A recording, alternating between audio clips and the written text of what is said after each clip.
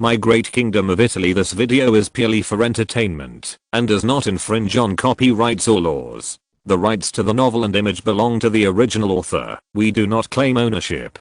Don't like waiting and want to listen to this fanfic in full now? Subscribe to our Patreon, where you'll find the best fanfics. Chapter 526 Dark Clouds in the Balkans. The airport outside Rome once again became crowded with nearly 100,000 people watching the arrival of the Swan airship. After a 23-day voyage, the Swan returned to its place of departure point. As the Swan slowly landed, the onlookers burst into cheers. When the cabin door of the Swan airship opened, the band played cheerful music to welcome the passengers who had completed the round-the-world flight. Mr. Andrews, congratulations on completing your journey around the Earth. This is your commemorative badge. Mr. Jonathan, congratulations. Alitalia.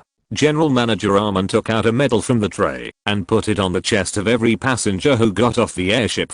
This commemorative medal issued by Alitalia is also quite thoughtful. This commemorative medal is made of silver on a copper base. The upper part of the front is engraved in the shape of the Swan airship, and the lower part is the Earth. On the back of the medal, the upper half reads, "Around the world in 23 days." The lower half reads, "This chapter is given to every customer who participates in the first circumnavigation of the world." There are a total of 36 commemorative medals, all of which are carefully carved and considered to be perfect point. Although the passengers who got off the airship were either rich or noble, this very commemorative medal scratched an itch. So everyone seemed happy and even had a few chats with the photographers who were taking the photos and the reporters who wanted to interview them. The entire airport was filled with laughter, and the atmosphere was peaceful. Of course, Alitalia also has its own purpose in organizing a huge welcome ceremony this time.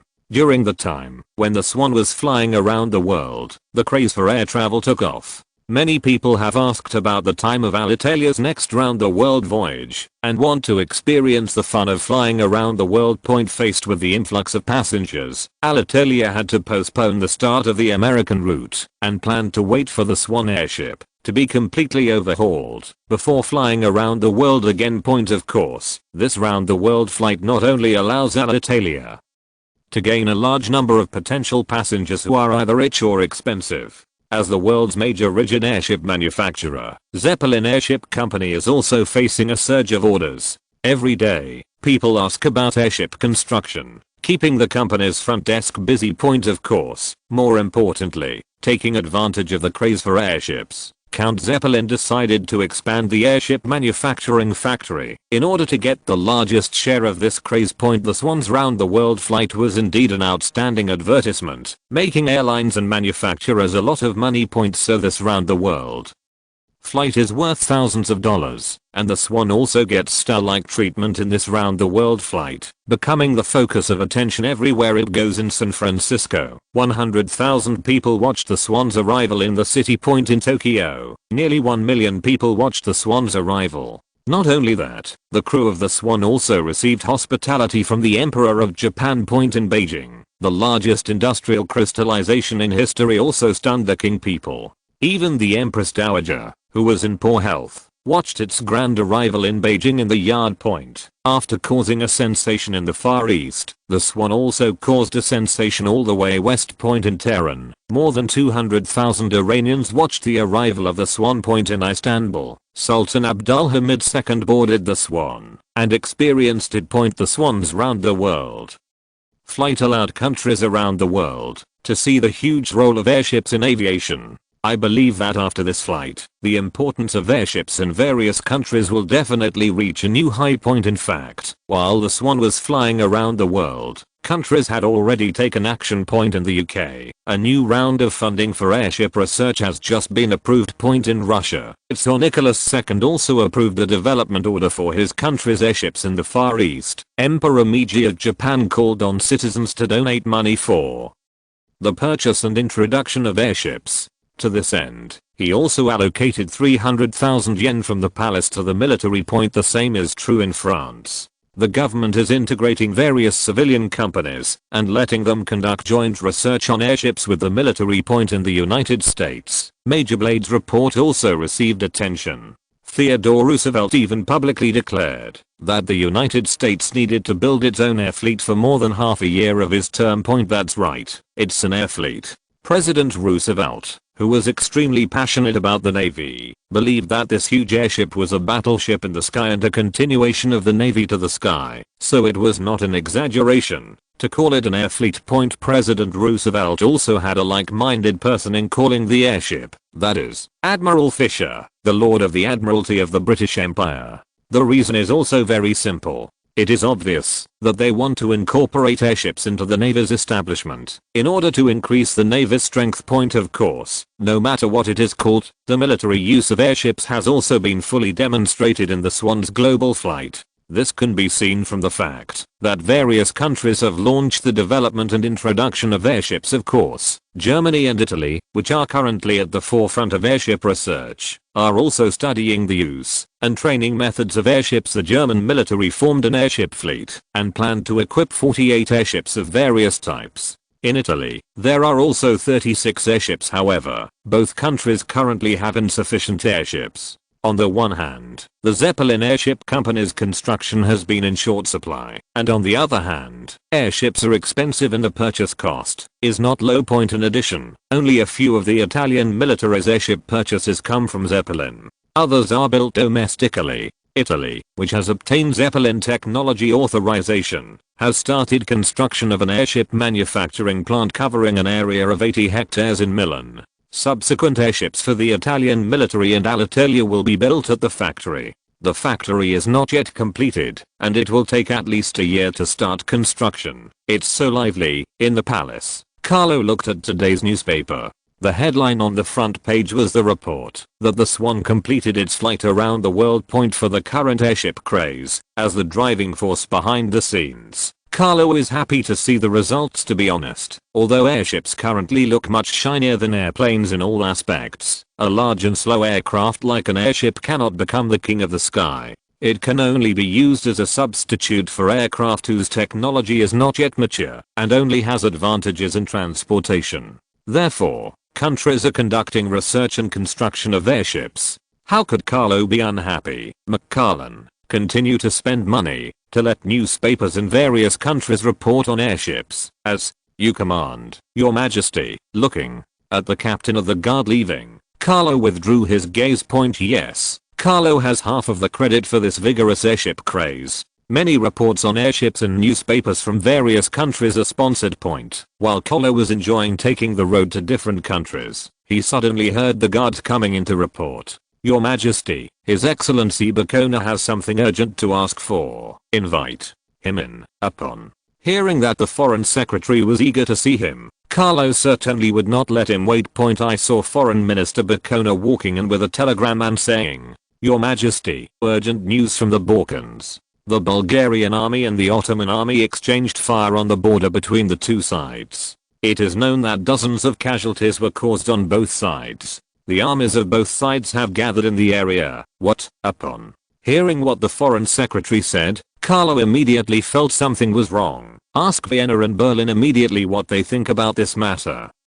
Chapter 527. The Balkan War breaks out. The exchange of fire between Bulgaria and the Ottomans on the border immediately attracted the attention of all countries. The Balkans are a sensitive region, and Austria-Hungary, Italy, Russia, the United Kingdom, and Germany all have interests here. Therefore, every move in the Balkans is of particular concern. The sudden exchange of fire between Bulgaria and the Ottomans on the border made Carlo prioritize asking about the attitude of his allies. After all, this place attracts too much attention, and no one is sure whether a certain ally is instigating it behind the scenes. But soon, Carlo no longer had this doubt, because both Berlin and Vienna sent telegrams of inquiries, and it was obvious that they did not know anything about it. Since no one knows about it, this matter becomes a bit interesting. For the sake of conservatism, Carlo ordered the Italian troops in Albania and Kosovo to stop taking leave and be on full alert. In addition, For the sake of safety, the army also dropped 2 divisions from the mainland and temporarily entered these 2 provinces. As for the dispute between Bulgaria and the Ottomans, we can only wait and see how it changes. At present, European countries are very similar to Italy regarding the dispute between Bulgaria and the Ottomans. They are not busy for now, and we'll wait and see how the situation develops. Next point, the onlookers did not disappoint. After the border exchange between Bulgaria and the Ottomans, both countries mobilized troops to the border. The 2 sides refused to give in and wanted to fight. Point of course, the calls for peace from various governments still need to be made, and several ambassadors even called on the 2 countries to calm down. Appeals are appeals. What the actual situation is like is not what the people at the bottom. No point when Bulgaria and the Ottomans were at odds with each other, and all countries thought that a war was about to break out between the 2 parties. Suddenly a country came into the eyes of all countries. This country is Greece. The Greeks claim that the Greeks in South Macedonia are oppressed by the Ottoman government and demand that the Ottoman Empire withdraw from South Macedonia and hand it over to Greek supervision. After a year, the people of South Macedonia can decide their own ownership. Point, the sudden appearance of the Greeks made all countries immediately feel that Bulgaria and Greece must have reached some kind of agreement, at least on the issue of the Ottomans. While various countries are thinking about this, it is of course impossible for the Ottomans, who are targeted, to accept Greece's demands. One more thing to say here is that there is currently a drought in the Ottoman Empire. In the winter last year, there was little rain in the Ottoman Empire, and when spring came, there was no rain at all. Point, as we all know, the grain producing areas in Ottoman have a Mediterranean climate. The lack of rain in winter will lead to a reduction in grain production, not to mention that there is still no rain in spring and there is basically no rain in summer, which also leads to the outbreak of drought in Ottoman. Point, the outbreak of drought plunged the Ottomans into internal troubles, and Bulgaria and Greece saw this opportunity and prepared to compete with the Ottomans for South Macedonia and Thrace. Point, faced with the pressing pressure of Bulgaria and the Greeks, the Ottomans did not intend to give up. The decline of the Ottomans in these years resulted in the loss of a large amount of territory, which had long aroused dissatisfaction among the Ottoman people. Prior to this, the rise of Turkey's al-Shabaab party was a manifestation of this dissatisfaction. Point, although al-Shabaab was pushed out of power by other political parties due to its political immaturity, everyone knows that al-Shabaab has now become a force that cannot be ignored in the Ottoman political arena. Point, therefore, no one in the Ottoman Empire dared to accept such a condition of ceding territory. After learning about the unreasonable demands of the Greeks, al-Shabaab encouraged the people to defend the Ottoman Empire. Point, after Ottoman rejected his request, Greece immediately declared war on Ottoman. The day after Greece declared war on the Ottomans, Bulgaria also declared war on the Ottomans. At this point, the Balkan War broke out, and Bulgaria and Greece jointly launched an attack on the Ottomans. The key point of this war was Adrianople, located at the confluence of the Maritsa and Densa rivers. This is the current Ottoman military center and the last solid line of defense for the Ottoman capital Istanbul. Before that, Italy and Bulgaria had joined forces to capture the city. Point, however, due to various reasons, Adrianople returned to the arms of the Ottomans.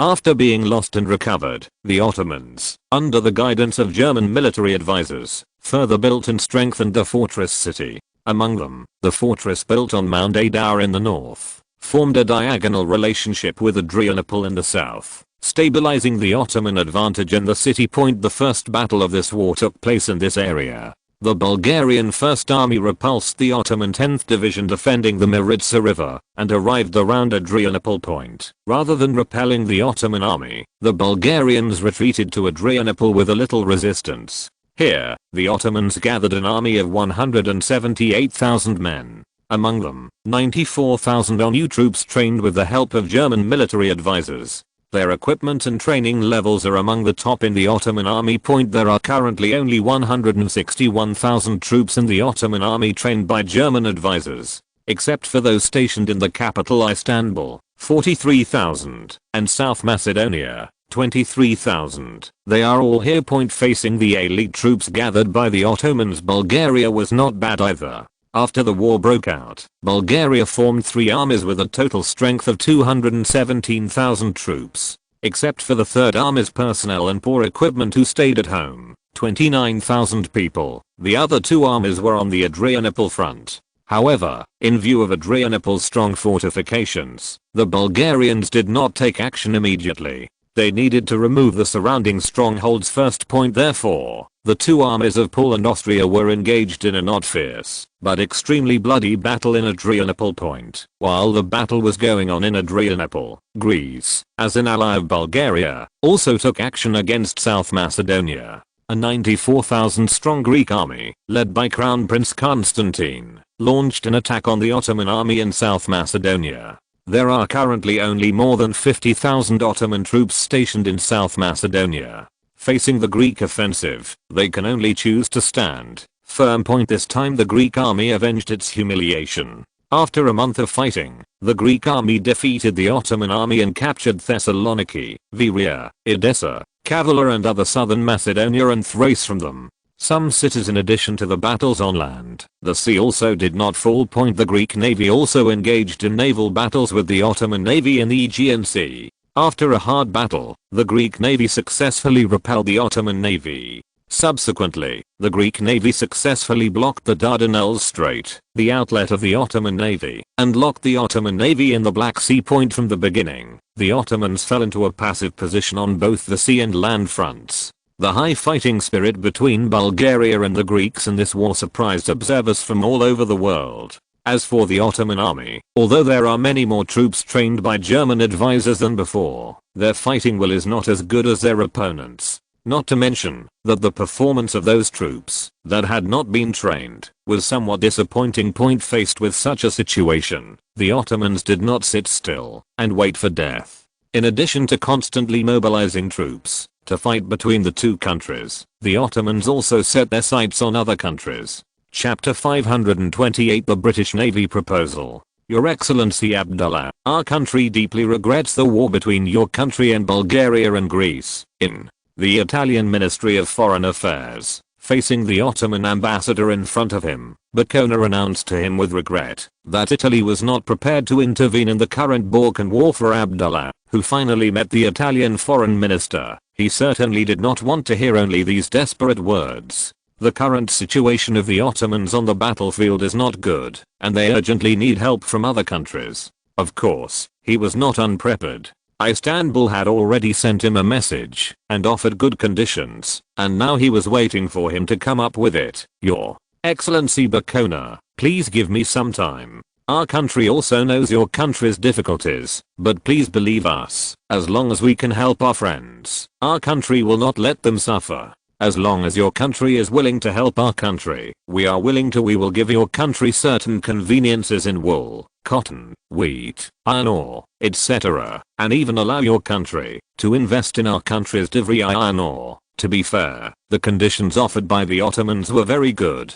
Wool and cotton are Italy's bulk imported commodities, which is good news for the Italian textile industry. Wheat is Italy's staple food, and having an additional source of Ottoman imports is also very useful in ensuring Italy's food security. Of course, the most important thing is to allow Italy to invest in the Divri iron ore. The Divri iron mine is currently the largest iron mine in the Ottoman Empire, and is located in the central Anatolian plateau. The iron ore contains 65% iron, but the iron ore contains high sulfur and needs desulfurization treatment. However, although it requires an additional desulfurization process, the Divri iron ore is still a good investment, which is very conducive to the diversity and supplementation of Italian iron ore sources. The Ottomans offered such generous terms because they considered Italy's reputation and wanted to seek help from Italy at a huge profit. Boccona looked at such favorable conditions and let out a cold snort in his heart.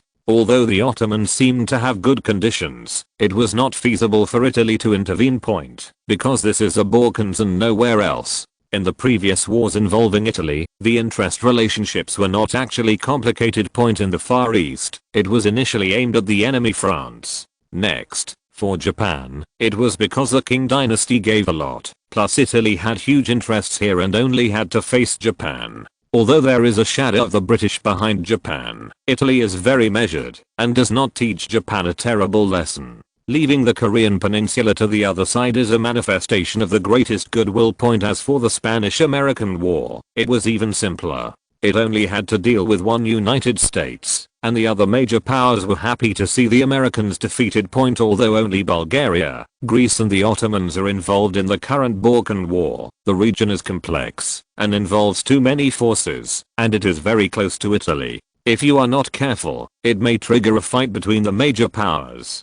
For Italy, blending into this is typically thankless as for the benefits provided by Osman, although they seem considerable, they are not worth Italy's action. So the Colonel spoke. Your Excellency Abdullah, I have just said it, and now I emphasize it again. Our country deeply regrets the war between your country and Bulgaria and Greece. After saying this, Bikona turned and left. The Ottoman ambassador was left standing here alone. This is a reality. In this era, supporting the strong and bullying the weak is the norm. The Ottoman Empire is a weak country in the eyes of Italians. No matter whether the other party is the only empire in the world that is on the stage now, or whether Sultan Ahmed II is a co-leader of the Communist Party, a weak country is a weak country, no matter how many titles or glorious history it has. It will not win the respect of other countries. It will only lead to greater oppression. Of course, if Abdullah is the ambassador of the world's most powerful country, then the situation will be different. Ambassador Coulson fully demonstrated the status that an ambassador of the world's most powerful country should have. Your Majesty Carlo, our country believes that the current endless shipbuilding is a destruction of world peace. With a responsible attitude, our country believes that the current crazy shipbuilding behavior of various countries should be stopped and curtailed. Let all countries put their finances first in terms of people's livelihood and economy. It is better to invest in the military. At least it can avoid the current tense atmosphere in various countries. I wonder what King Carlo thinks of our country's proposal. In the palace, a gentleman wearing a dress and a top hat was talking in front of Carlo. The person who could see Carlo directly was the British ambassador Coulson. Compared with Ambassador Abdullah, who had to wait patiently to see the foreign secretary, Ambassador Coulson fully demonstrated his importance as the ambassador of the world's most powerful country. Even the Italian monarch must treat him, the British envoy, with caution. Ambassador Coulson, our country has received your country's invitation. However, reducing the current warship construction is of great importance. This is not only a matter for the military, but also a major matter for tens of thousands of workers in the shipyard. So we also invite science and technology. Ambassador Urson will wait patiently and let our country discuss it. Carlo's words are also true. It is very reasonable to give an answer to such a big matter of reducing the scale of shipbuilding now. It must be discussed. Of course, Ambassador Coulson knew this and immediately replied. Then I'm waiting for good news from your country. Watching the British ambassador leave, Carlo called the guards. Let the Ministry of Foreign Affairs and the military understand that the UK suddenly proposed to reduce shipbuilding. Yes, he felt that the reduction of shipbuilding proposed by the British at this time did not seem right. He didn't have to wait long, and the Ministry of Foreign Affairs soon received the exact news. This time the British suddenly called for reducing the scale of shipbuilding, which was promoted by the new British Prime Minister Asquith, Chancellor of the Exchequer Lloyd George and Secretary of Commerce Winston Churchill. The reason is that the British Navy requires a shipbuilding plan for 6 dreadnoughts and a battle cruiser this year, and these 3 government economists believe that the Admiralty's request for 7 new large battleships is unreasonable. Yes, these 3 British hunks are now known as government economists. Since they have the title of economist, they first need to pay attention to the government's economic issues. The current situation of the British Empire is not good. The US banking crisis in 2007 affected the United Kingdom, its largest overseas investor. Although Britain did not cause an economic crisis with its vast colonial market, the market was much depressed. Since the market is in a slump, economists within the government certainly want to save the sluggish economy. The Navy, currently the government's top spending target, has become their chosen target. After all, the Navy's annual expenditure of £40 million is a big burden for the government, not to mention that the Liberal Party has promoted the social security system after coming to power in recent years, which is another huge expense. Prime Minister Asquith came up with a shipbuilding plan for 4 ships. In order to get the Navy To agree to their request, they told the Navy that the government would immediately provide the budget for 4 new ships, and then provide 3 more when the need was proven. On the other hand, Prime Minister Asquith proposed to Germany, Italy and the United States that each country reduce the scale of dreadnought ship construction. Speaking of which, the main culprit that caused Britain to halt naval competition earlier than history was Italy. It was under the leadership of Italy that the construction of dreadnoughts by the United States, and the United States was not only ahead of schedule, but also became more vigorous. Currently, the United States has 6 dreadnoughts under construction and in service, while Germany has 12 dreadnoughts under construction and in service. Italy has 10, and the world's hegemon, the British Empire, has 19. This seems to be the only success of the British Empire, but in fact it is very dangerous, because Germany and Italy are allies. And the battleships of Britain's allies France and Russia have just laid down their keels in the shipyard. Moreover, the 2 countries need to bear the pressure on land, so don't have too high expectations in naval construction. France, which is under great pressure from both land and sea, once told the United Kingdom that France's investment in the navy is extremely limited, with a maximum of 6 dreadnoughts, and it can only protect the Mediterranean. Yes, France, which is under pressure on the German-Italian land border, is also facing the threat of Italy on the sea. What should people do? They can only leave some problems to their allies. After being unable to count on allies for a short period of time, it is logical that the British Empire needs everyone to pause and slow down. Of course, it is appropriate to package it. But whether countries are willing to accept it or not is another matter. Chapter 529 Failed Proposal. In Berlin, the British proposal was also sent to the Kaiser. Faced with the British proposal to reduce the scale of shipbuilding, the Kaiser immediately convened his ministers for discussion. Everyone, this is a request from the British side. Let's see how we should respond. In the small conference room of the palace, William II asked the important ministers in front of him regarding the Kaiser's words. The important ministers had different thoughts among them. Navy Minister Tirpitz is definitely the one he least wants to see. The reason is simple. Who wants to see the department under their jurisdiction being discussed in public, let alone a topic of reduction? So the Navy Minister is the most concerned about it. So this guy couldn't sit still. So he immediately opened his mouth and said, "Your Majesty, everyone, the British proposal to reduce the scale of shipbuilding looks very good, but we need to give priority to the next moves of the British. As long as the British are willing to remain neutral in future wars that Germany may be involved in, then our navy will stop expanding, and our navy is willing to accept it." Tirpitz was worthy of being a person deeply trusted by the Kaiser. He knew the purpose of the Kaiser's navy. That's why we prioritized stating the navy's conditions, to ensure the navy's status in the Kaiser's heart. What Tirpitz said on behalf of the navy immediately aroused opposition from Prime Minister below. Marshal Tirpitz, this request of the navy is too rude. I think that, since the British are willing to talk, then we cannot let it go. You must know that, if we continue to fight with the British at sea under the pressure of France and Russia on land, fighting is not only a financial pressure, but also a political and military pressure. This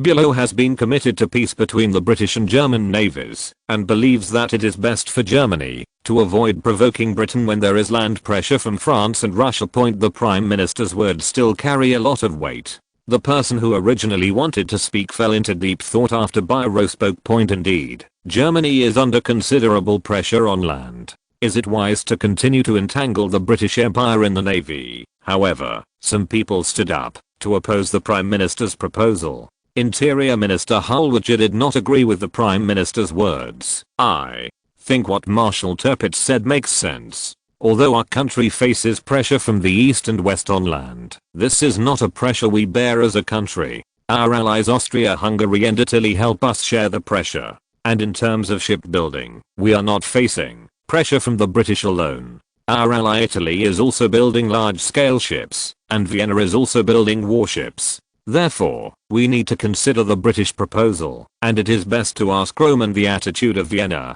Holweg's words forced others at the meeting to admit that Germany really needs to consider the attitude of its allies. The pressure from Russia in the east requires Austria-Hungary to act as the main force to contain Russia. Only after Germany has solved its rival France can it be free. In the west, Italy can contain some of France's forces. In addition, the Italian and Austro-Hungarian navies can also contain the British and French navies in the Mediterranean, reducing maritime pressure on Germany. Therefore, for the current Germany, it is really necessary to consider the attitude of its allies. And this ally actually mainly refers to Italy. Italy's national power has continued to grow over the years, and it has become increasingly important to Germany. After all, Italy played a big role in Germany on both land and sea, and its monarch Carlo was also very assertive, so Germany had to consider their opinions after all. When it comes to the British issue, Germany needs Italy, which has a powerful navy, and Italy's superior geographical location also allows it to pose a more deadly threat to Britain and France. Let's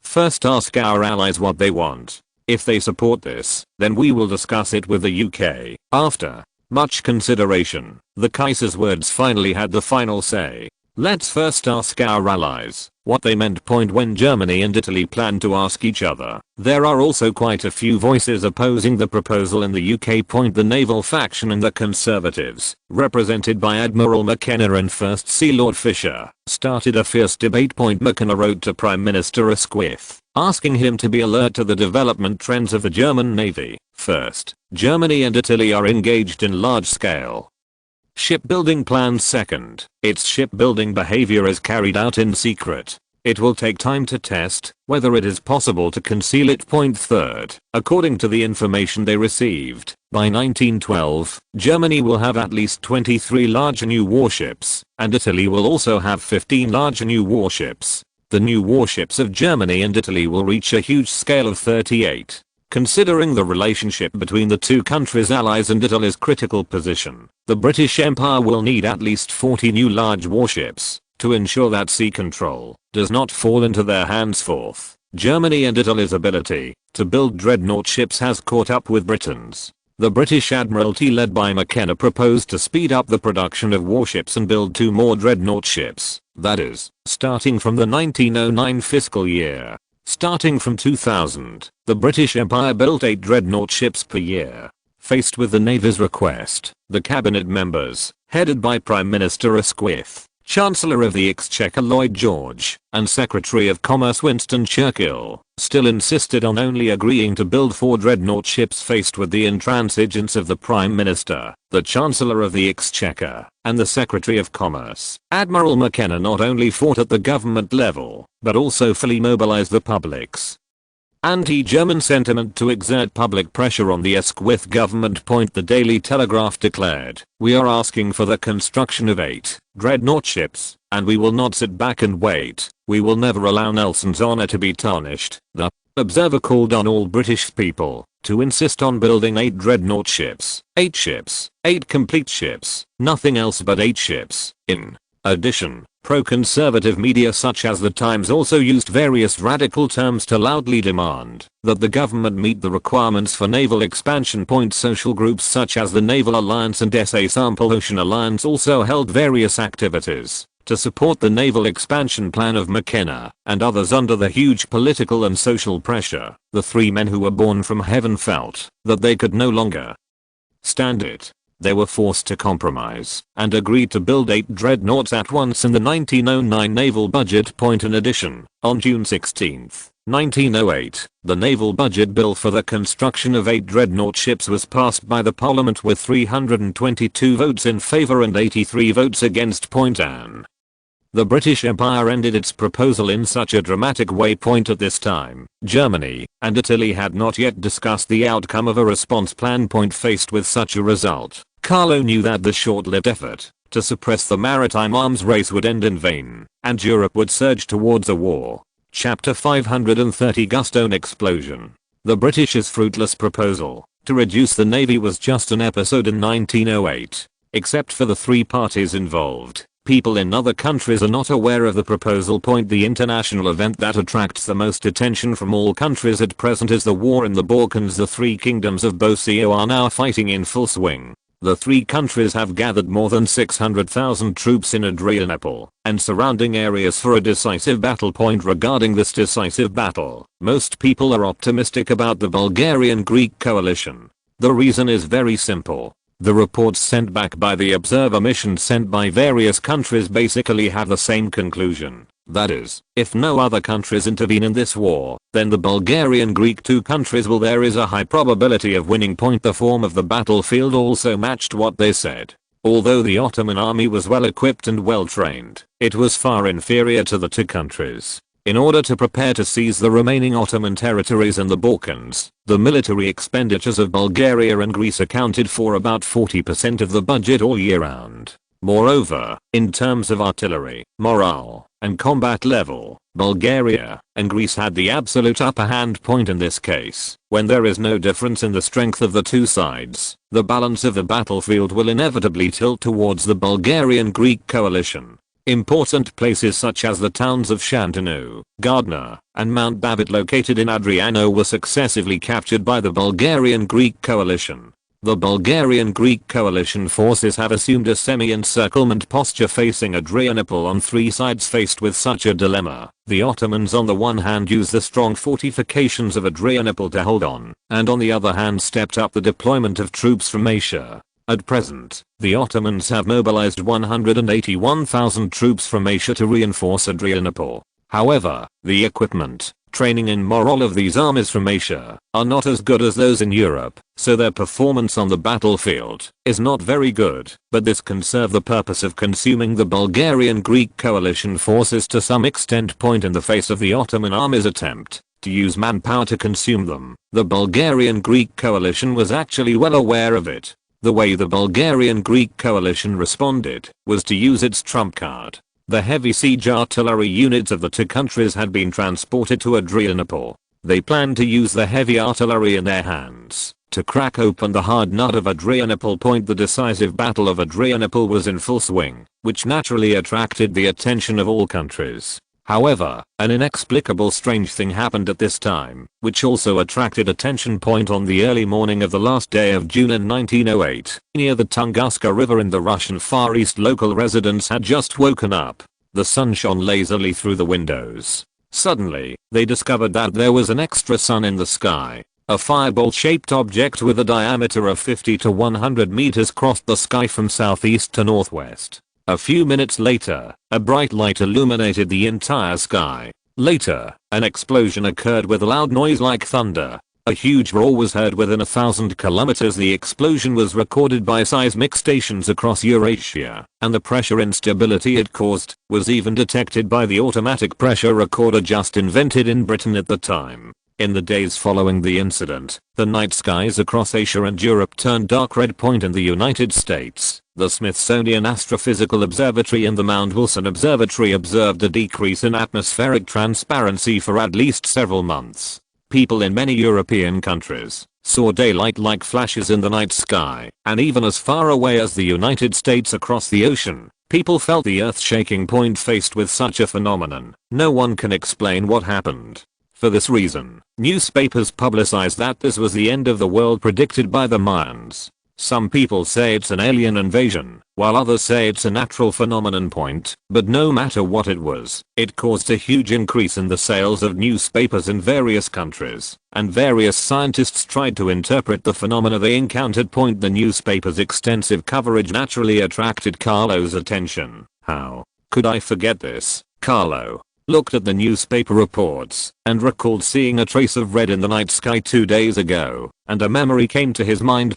Yes, the Tunguska explosion was very popular in later generations. Some people say that it was caused by antimatter. A meteorite composed of antimatter accidentally broke into the earth and caused this disaster. Others say it was caused by the impact of a comet composed of loose snow from far away in the solar system. When it breaks through the Earth's surface atmosphere at a speed of 40,000 km per hour, superheated gases are produced due to friction. As soon as this gas touched the ground, a huge shock wave equivalent to the destructive power of several atomic bombs occurred. Since the comet evaporated quickly, no debris was left on the Earth as physical evidence. Others Say it is caused by icy bodies, comets composed of ice and gas, or the impact of snow-like gas mixed with high melting point particles. Even more unreliable is the belief that this was a big explosion caused by the crash of an alien spacecraft. The most recognized thing is that the Tunguska explosion may have been caused by an asteroid impact.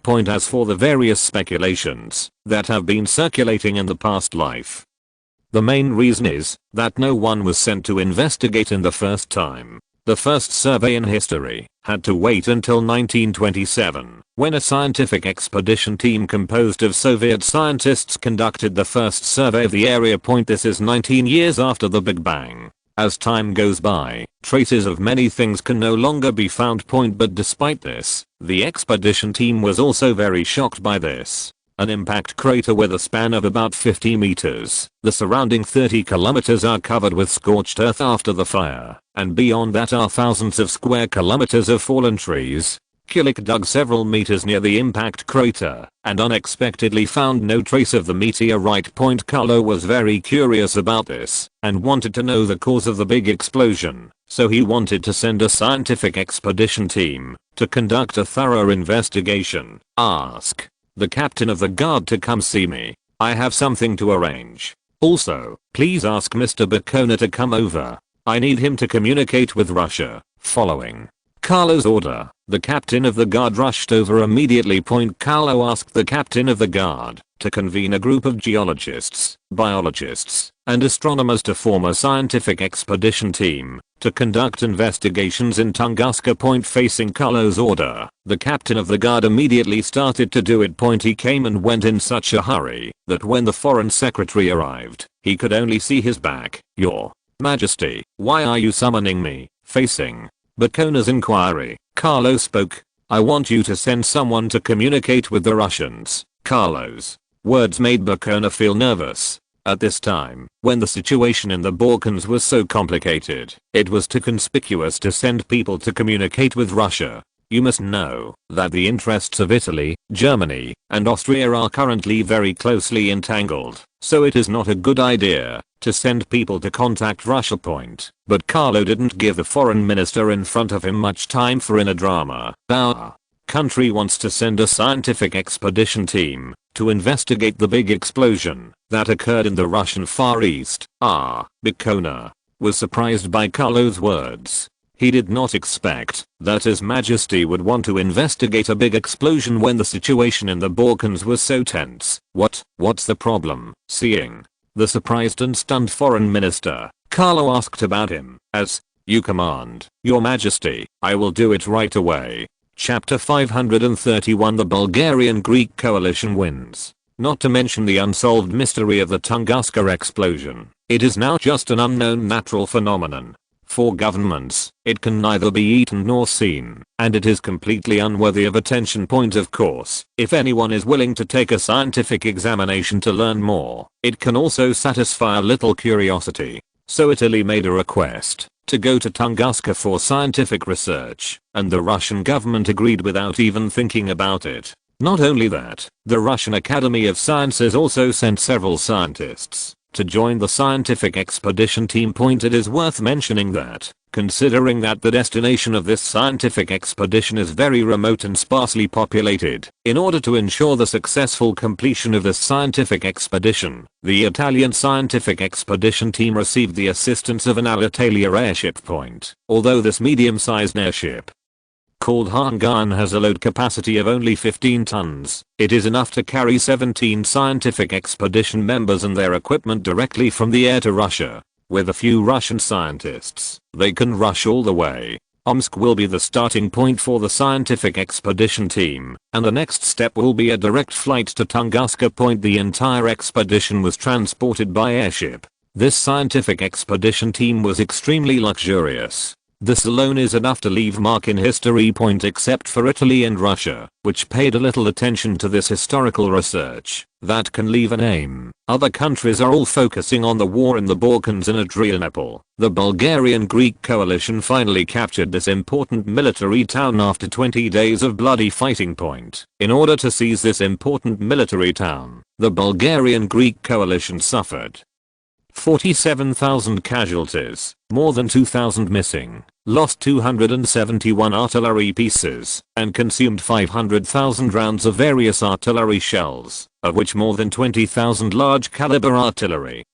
Shells played the most critical role. Since the Bulgarian-Greek coalition suffered such heavy casualties, it naturally also achieved considerable results in this decisive battle. The Ottomans suffered 68,000 casualties, 41,000 missing, and lost 674 artillery pieces, 181 of which were captured by the coalition forces, especially those fortress artillery pieces. Some Ottoman officers and soldiers who were busy retreating did not even have time to destroy them. Many of the missing Ottoman officers and soldiers were reinforcement from Asia, and their morale was not high. After suffering a major blow, they could easily be defeated without a trace point. Such heavy losses made the Ottoman military realize that there was no way to defend the vast area from Adrianople to Istanbul. Therefore, we have formulated a policy of continuous resistance, intending to slow down the edge of the Bulgarian-Greek coalition along the way and gain time to defend Istanbul. Point of course, in addition to resistance at home, seeking mediation from other countries has also become a top priority for the Ottomans. The Ottomans had a very deep understanding of Istanbul in their hands, but no matter what, First Ottoman needs to block the coalition forces of Bulgaria and Greece. The resistance that the Ottomans had high hopes for was a bit too much. Lacqua was defeated by the Bulgarian-Greek coalition forces. Many towns in the Thrace region, such as Hafsa, Tekurdag, Seri, Charlu, Markala, etc., fell into the hands of the coalition forces. The Ottoman army retreated until near Istanbul before finally holding on.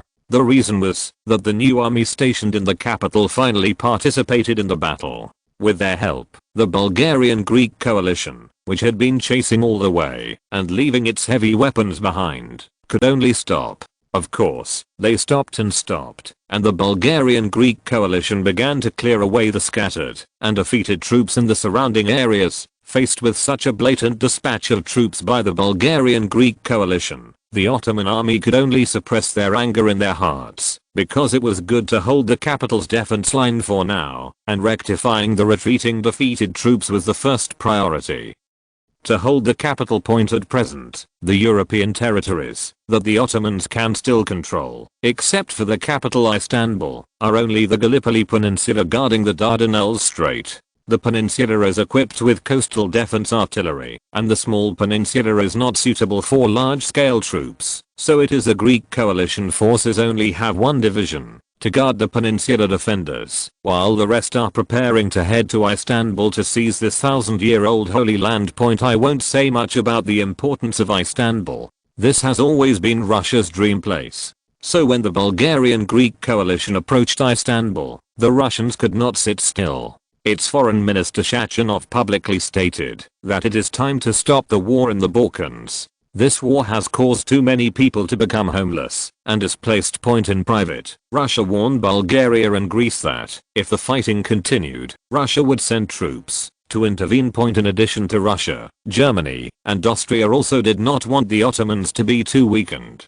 Germany's interests in the Ottomans are not small, and although Austria-Hungary does not have much interests in the Ottomans, its ambition is to expand in the Balkans. If Bulgaria and Greece gain too much benefit from the Ottomans, it will affect Austria-Hungary's expansion. Especially the current Bulgaria, although its population and economic strength are weaker than Romania, its strong combat effectiveness in the war makes Austria-Hungary most afraid of it, and it is even less willing to continue its expansion. On the British and French side, although they do not have many interests in the Balkans, they consider that if other major powers intervene, things may become uncontrollable, and they also demand armistice negotiations. As for Italy, although its interests in the Balkans are not small, it also does not want a powerful country to appear in the region. Thanks to King Carlo's clear understanding, it is better for Italy to have less involvement in the powder keg of the Balkans. Therefore, Italy, which has the best geographical location, also supports the armistice in the Balkans. Since all the major powers have issued calls for an armistice, Bulgaria and Greece, which have the absolute advantage, naturally cannot withstand it.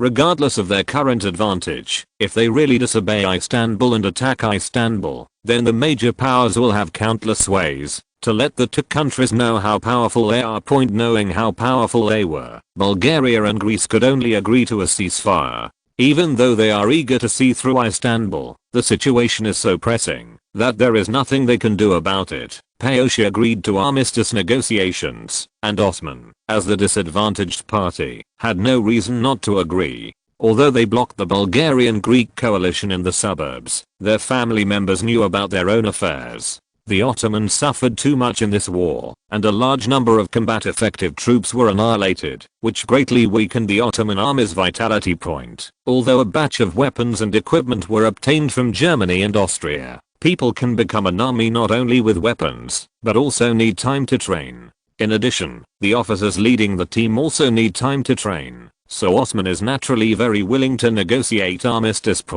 Since we want to talk, we naturally need to choose a place to talk. After some discussions, London became the location agreed upon by the warring nations. So the three countries each sent a delegation and rushed to London. Of course, since the major powers want to mediate this war, it is inevitable to watch the negotiations between the three countries. Chapter 532 Anti-Protection Alliance. The negotiations between the three Bosio countries in London were somewhat confusing. Because they were confusing, the reason is simple. The powers on the sidelines are exerting pressure and influence, hoping that the outcome of the negotiation will be more favorable to their own side. Therefore, the three-party negotiations did not go smoothly at all. They basically broke up after more than 10 minutes at the venue, making the progress of the negotiations very slow. Bulgaria and Greece are very anxious about this, because they know that the longer it is delayed, the easier it will be for trouble to happen. However, the great powers of various countries are not anxious at all, and are busy scheming. For example, Germany and Austria adopted an approach that favored the Ottomans, while Russia was a little entangled. First of all, it valued the historical city of Istanbul very much, and did not want it to be captured by other countries. Secondly, Russia is very influential in Bulgaria, and Russia is not willing to have a stalemate with Bulgaria. In addition, Bulgaria is becoming increasingly powerful, looming as a threat to Russia's penetration into the Balkans. Britain and France are still saying the same thing, as long as they ensure that the major powers do not fight for the Balkans as for Italy. Unlike other countries, it seems that it does not attach much importance to this negotiation, and does not intend to exert its own influence. However, Italy does not want to exert influence, but other countries want to exert influence on it. Your Majesty, Germany, and Austria have sent a telegram, hoping that our three countries can maintain unanimous opinions in the London negotiations. In front of Carlo, Foreign Minister Bacona reported to him the news from Germany and Austria. What's going on? Why do the two countries seek our help? I remember they don't have the upper hand. Faced with King Carlo's inquiry, Bacona spoke. As far as I know, there seems to be a slight change at the venue, and the Russians' attitude has changed. Upon hearing this, Carlo became interested. What transformation happened? Russia's attitude is actually biased towards Bulgaria and Greece, and supports them in drawing new national boundaries, based on the existing positions of the two armies. What? Upon hearing what the Foreign Secretary said, Carlo showed a surprised expression. This is so unexpected. This stuffed bear has changed his gender, and started eating fast, and chanting Buddha's name. Don't blame Carlo for being so suspicious, because he knows Russia's ambitions for Istanbul. This is the understanding brought about by countless Turkish-Russian wars. As long as the furry bear has some strength, it must beat the turkey. It can be said that the furry bear is either beating the turkey, or on the way to beat the turkey. What the native chickens covet is control of Istanbul, or the Black Sea Strait. As long as it comes to this, it's like touching the sore spot of a furry bear. It won't stop until it bites the other person until it hurts. Now Mao Zedong actually allows Bulgaria and Greece to see Istanbul from the new border. This does not look like the Russian style, although I don't believe it either. It is the fact. Bacona could understand the king's overreaction, because when he first saw the news, he scolded his secretary, thinking that his work is irresponsible. He was so brainless as to show him false news. Any other news, Carlo didn't know the reason for Usher's sudden change of attitude, so he asked point facing the king's question, but Kona shook his head and answered, "No, I paid special attention to it. In this case, let our special envoy maintain a consistent attitude with Germany and Austria, whatever the problem is, it will eventually show up." Point after Italy agreed that Germany and Austria would advance and retreat together in the London peace talks. The London peace talks began to advance slowly. Point. Although it's no longer a matter of just saying a few words and breaking up, the talks are finally getting results. However, one thing that did not attract the attention of various countries was that Greek Foreign Minister Mavros did not come to London. The Greek side gave the reason that Mavros was unable to make the trip due to illness and had to be accompanied by Deputy Minister Da Silva. Point. But the actual situation is that Mavros did not fall ill, but appeared in Bucharest, the capital of Romania. Point. In the Romanian Ministry of Foreign Affairs, Mavros was speaking to an old man with silver hair on his head. "Your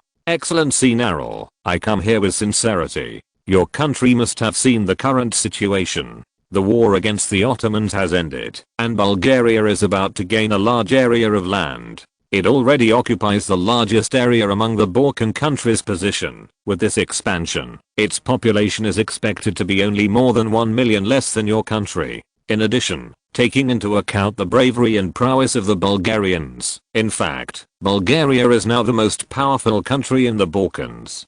To become the most powerful country, can your country remain indifferent?" Yes, Mavros was facing Romanian Foreign Minister Narol, and his task this time was to bring Romania into the alliance against Bulgaria. Point. One more thing, Mavros entered Romania from Serbia, because 3 days ago, he had just signed a military alliance with Serbia to jointly deal with Bulgaria. According to the agreement, the two countries jointly sent troops to fight against Bulgaria and seize from it the occupied Macedonia and Thrace. Point. However, although Greece and Serbia have formed an alliance, they feel that the gap in strength has not widened. They also want to find an ally, and Romania, which has always been the strongest country in the Balkans, is their choice. Our country already understands what you mean, but your country also knows that the peasant riots occurred in our country last year, which caused our country a lot of losses, and it was powerless to participate. Faced with Mavros's rhetoric, Romania's foreign minister Nerol spread his hands and talked about his country's difficulties. Speaking of which, among the Balkan countries, Romania is a relatively special entity because it rarely gets involved in Balkan disputes.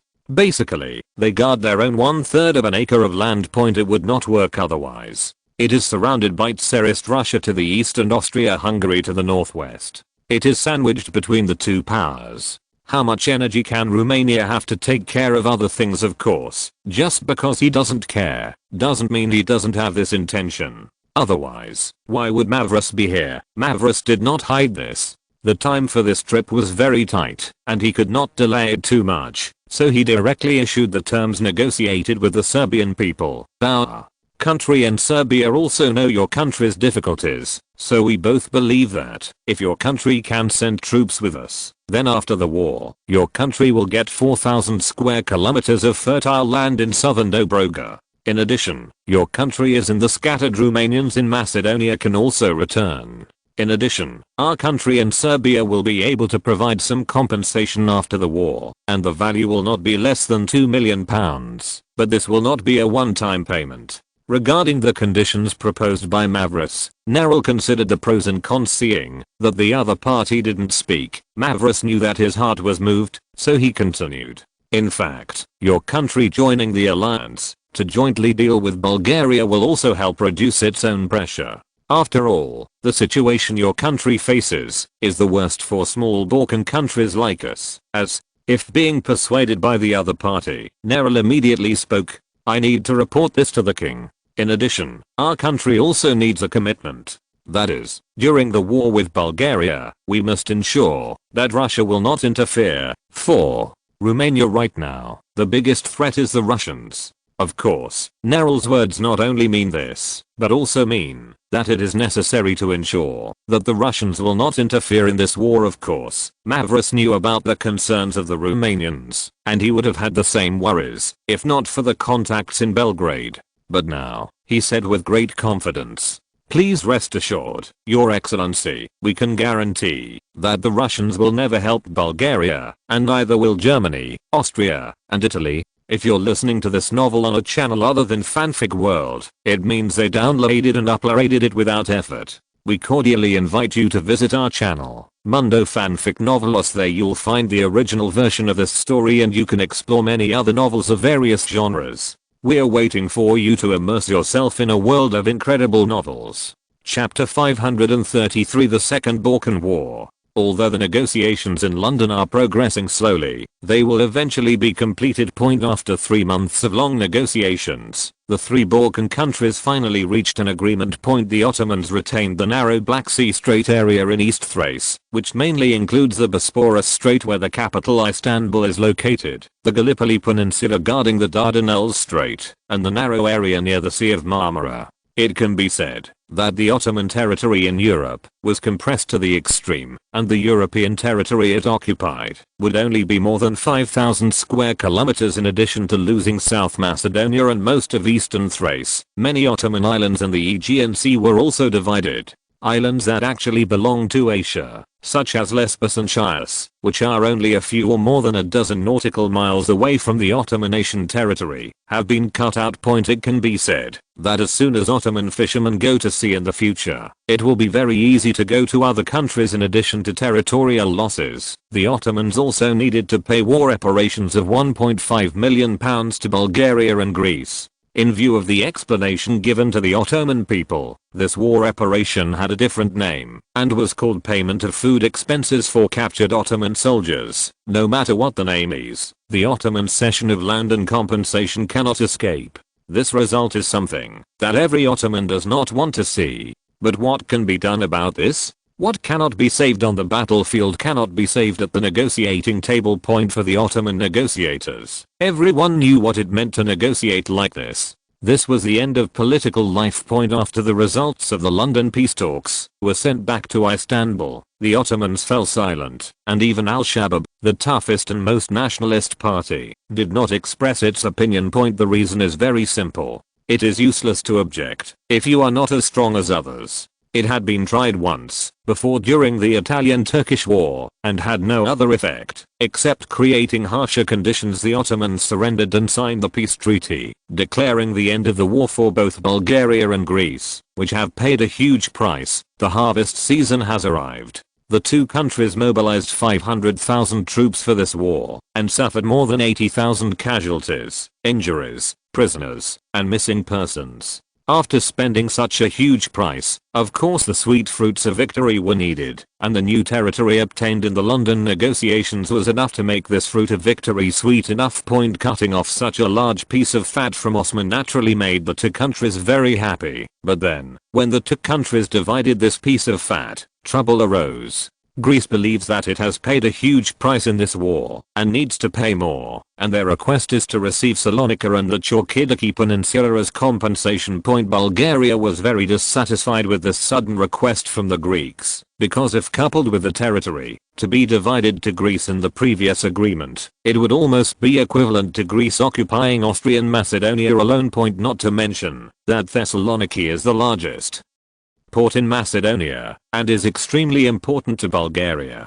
If this was done to Greece, Bulgaria would not be able to fight anymore, and it must be stopped resolutely. Faced with Greece's unreasonable demands, Ivanov, Bulgaria's foreign minister, said publicly, "The Greeks have an appetite that's much bigger than their bellies." Its Prime Minister Petkov even said so. Have all the Greeks converted to paganism? It is completely unreasonable that they would make such unreasonable demands. Faced with the dissatisfaction of the Bulgarians, the Greeks were even more stubborn and determined to take over the above-mentioned areas. For this reason, Greek Prime Minister Theotikis even said that Greece deserves to obtain the above-mentioned areas because Greece has made huge sacrifices in exchange for them and should not be ignored. Faced with the sudden outbreak of the dispute between Bulgaria and Greece over the spoils of war, all countries not only showed expressions of surprise for 3 seconds, but also got involved. The dispute between Bulgaria and Greece immediately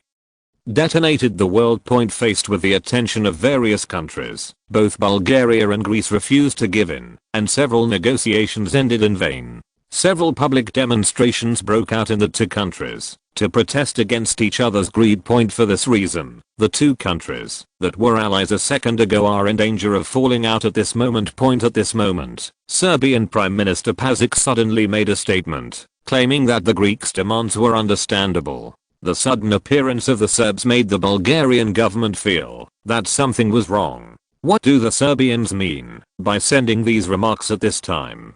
Do they want to get involved in the disputes between themselves and the Greeks and benefit? Although Bulgaria has increased its vigilance at this time, it does not believe that Serbia and Greece dare to fight with it. The reason is very simple. Neither Serbia nor Greece can compete with itself. Yes, this is a view of the Bulgarian military. First of all, the Greek army. In this battle with the Ottomans, although the Greek army performed well, it was not as brave and good at fighting as the Bulgarian army. According to the estimates of the Bulgarian General Staff, with the same equipment, 80,000 Bulgarian troops were enough to defeat 100,000 Greek troops. As for the Serbians, the two countries fought once more than 20 years ago, and it only took 4 days for Serbia to declare defeat. Besides, Bulgaria has a larger population than Serbia and Greece. If a war breaks out with these two countries, Bulgaria is not afraid of them at all. As a result, Bulgaria has a very tough attitude, demanding that the Greeks must withdraw from Thessaloniki and the Kitiki Peninsula. Otherwise Bulgaria will take it upon itself. Faced with Bulgaria's tough attitude, Greece was not to be outdone, and immediately began to recruit soldiers on a large scale to prepare to defend Salonika. Faced with the tense situation between Bulgaria and Greece, various countries have claimed to mediate the conflicts between the two countries. As for how to mediate, it is a matter of benevolence and wisdom. For this mediation, Britain and France shipped tens of thousands of guns to Greece. For this mediation, Russia sent 8,000 rifles and 40 artillery pieces to Serbia. For this mediation, Germany and Austria sent 10 million marks worth of weapons and ammunition to Romania. To this end, Germany and Austria also promised it to ensure the security of its border with Russia. As for Italy, although it has not sent weapons to several Balkan countries, it has also given hints that Italy will ensure absolute neutrality. The implication is that Bulgaria will never get help from Italy.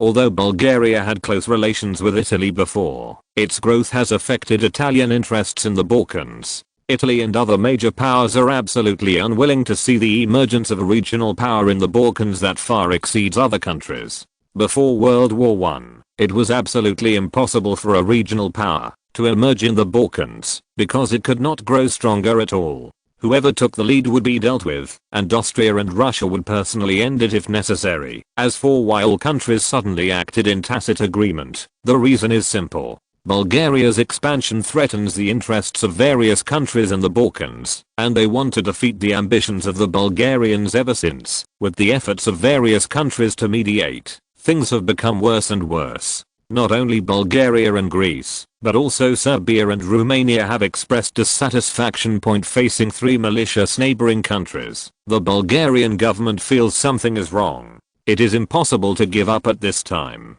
It must find a way to break the situation. Not to mention, Bulgaria really thought of a way to break the situation, and that was to strike first.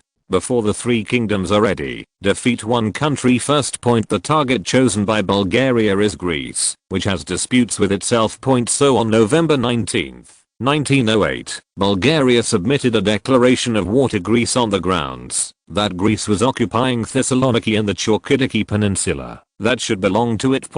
After receiving the news that Bulgaria had declared war on Greece, Serbia and Romania immediately demanded that it immediately stop its aggression against Greece. At the same time, the two countries also announced an alliance with Greece to jointly respond to Bulgaria's military operations. A new war has rekindled in the Balkans where the war has not subsided.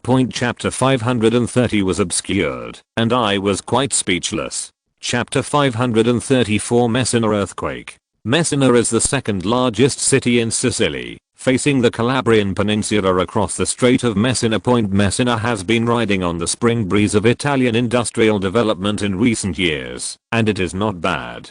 Although it cannot be compared with Palermo, which Italy mainly supports, Messina has achieved good development in food processing, wine brewing and ship maintenance in recent years due to its excellent geographical location and deep water port point. The current war in the Balkans has not had a big impact on Messina. The residents of Messina still go to work, and work point when night falls. Residents of Messina rush home to finish their day's work. The hustle and bustle of the city also subsided in the first half of the night, and gradually the residents of Messina fell asleep. However, the residents of Messina did not know that deep underground in the Strait of Messina, a huge energy was about to erupt violently. Speaking of which, the Strait of Messina is actually not peaceful at all. It is located on a stratigraphic fault zone. Since the time of the Roman Empire, geological disasters such as earthquakes and volcanoes have often erupted here, with the 1783 earthquake being the most serious. The earthquake that erupted at that time caused volcanic eruptions and tsunamis, followed by floods caused by heavy rains, which immediately killed more than 30,000 Messina residents. After the earthquake, people found that many buildings such as churches had rotated 20 to 30 degrees clockwise, while some buildings were swept away by huge waves. In the following 2 months, there were many aftershocks in the area. According to statistics at the time, the earthquake killed more than 60,000 people. It was not until October 1786 that the earth returned to calm after this major earthquake. At 5:22 on December 28, 1908, Messina had not yet woken up from the night, and most people were still asleep. At this time, an energy equivalent to 5 million tons of TNT is surging underground in the Strait of Messina. Boom. The huge energy caused the entire seabed of the Strait of Messina to shake, and the shaking became larger and larger, and soon spread to the surrounding areas. At this time, Messina was also shaking. The magnificent bell towers, churches, and theaters collapsed one after another, and almost all the buildings were reduced to ruins. Because they couldn't bear the force, they collapsed one after another, and people were buried directly in their sleep without even screaming. At this time, the remaining residents of Messina, who were awakened by the earthquake, immediately ran towards the open space in panic. Many of them were even naked. No one was laughing at each other at this moment. Everyone alive was doing the same thing with a look of horror on their faces. Something happened and ran to the surrounding open space. At this time, they were standing in the open space, looking at the collapsed buildings around them, and no one felt good. They are basically poor people who have lost their husbands, wives, children, and parents. Looking at the buried buildings around him, the sound of pain rang out from his heart. But their pain was not over yet. People at the beach were surprised to find that the sea water actually receded, revealing the dark bottom of the sea. The boats that docked sat directly on it. Many fish and shrimps could not afford to retreat and were left here. There was a rumble in the distance, which confused the crowd at the beach. They didn't know what was making the noise, and everything was shrouded in the darkness of night. But soon, the noise became louder and louder, as if there was a monster there. At this time, a black shadow slowly came over from the sea. No, it's a tsunami. At this time, a survivor let out a cry of horror. He pointed at the black shadow in the night with a shocked expression. Run. There was a loud roar among the survivors, and the people at the beach immediately ran to higher ground in panic. Don't push me, my shiz, Sarah, where are you? Run.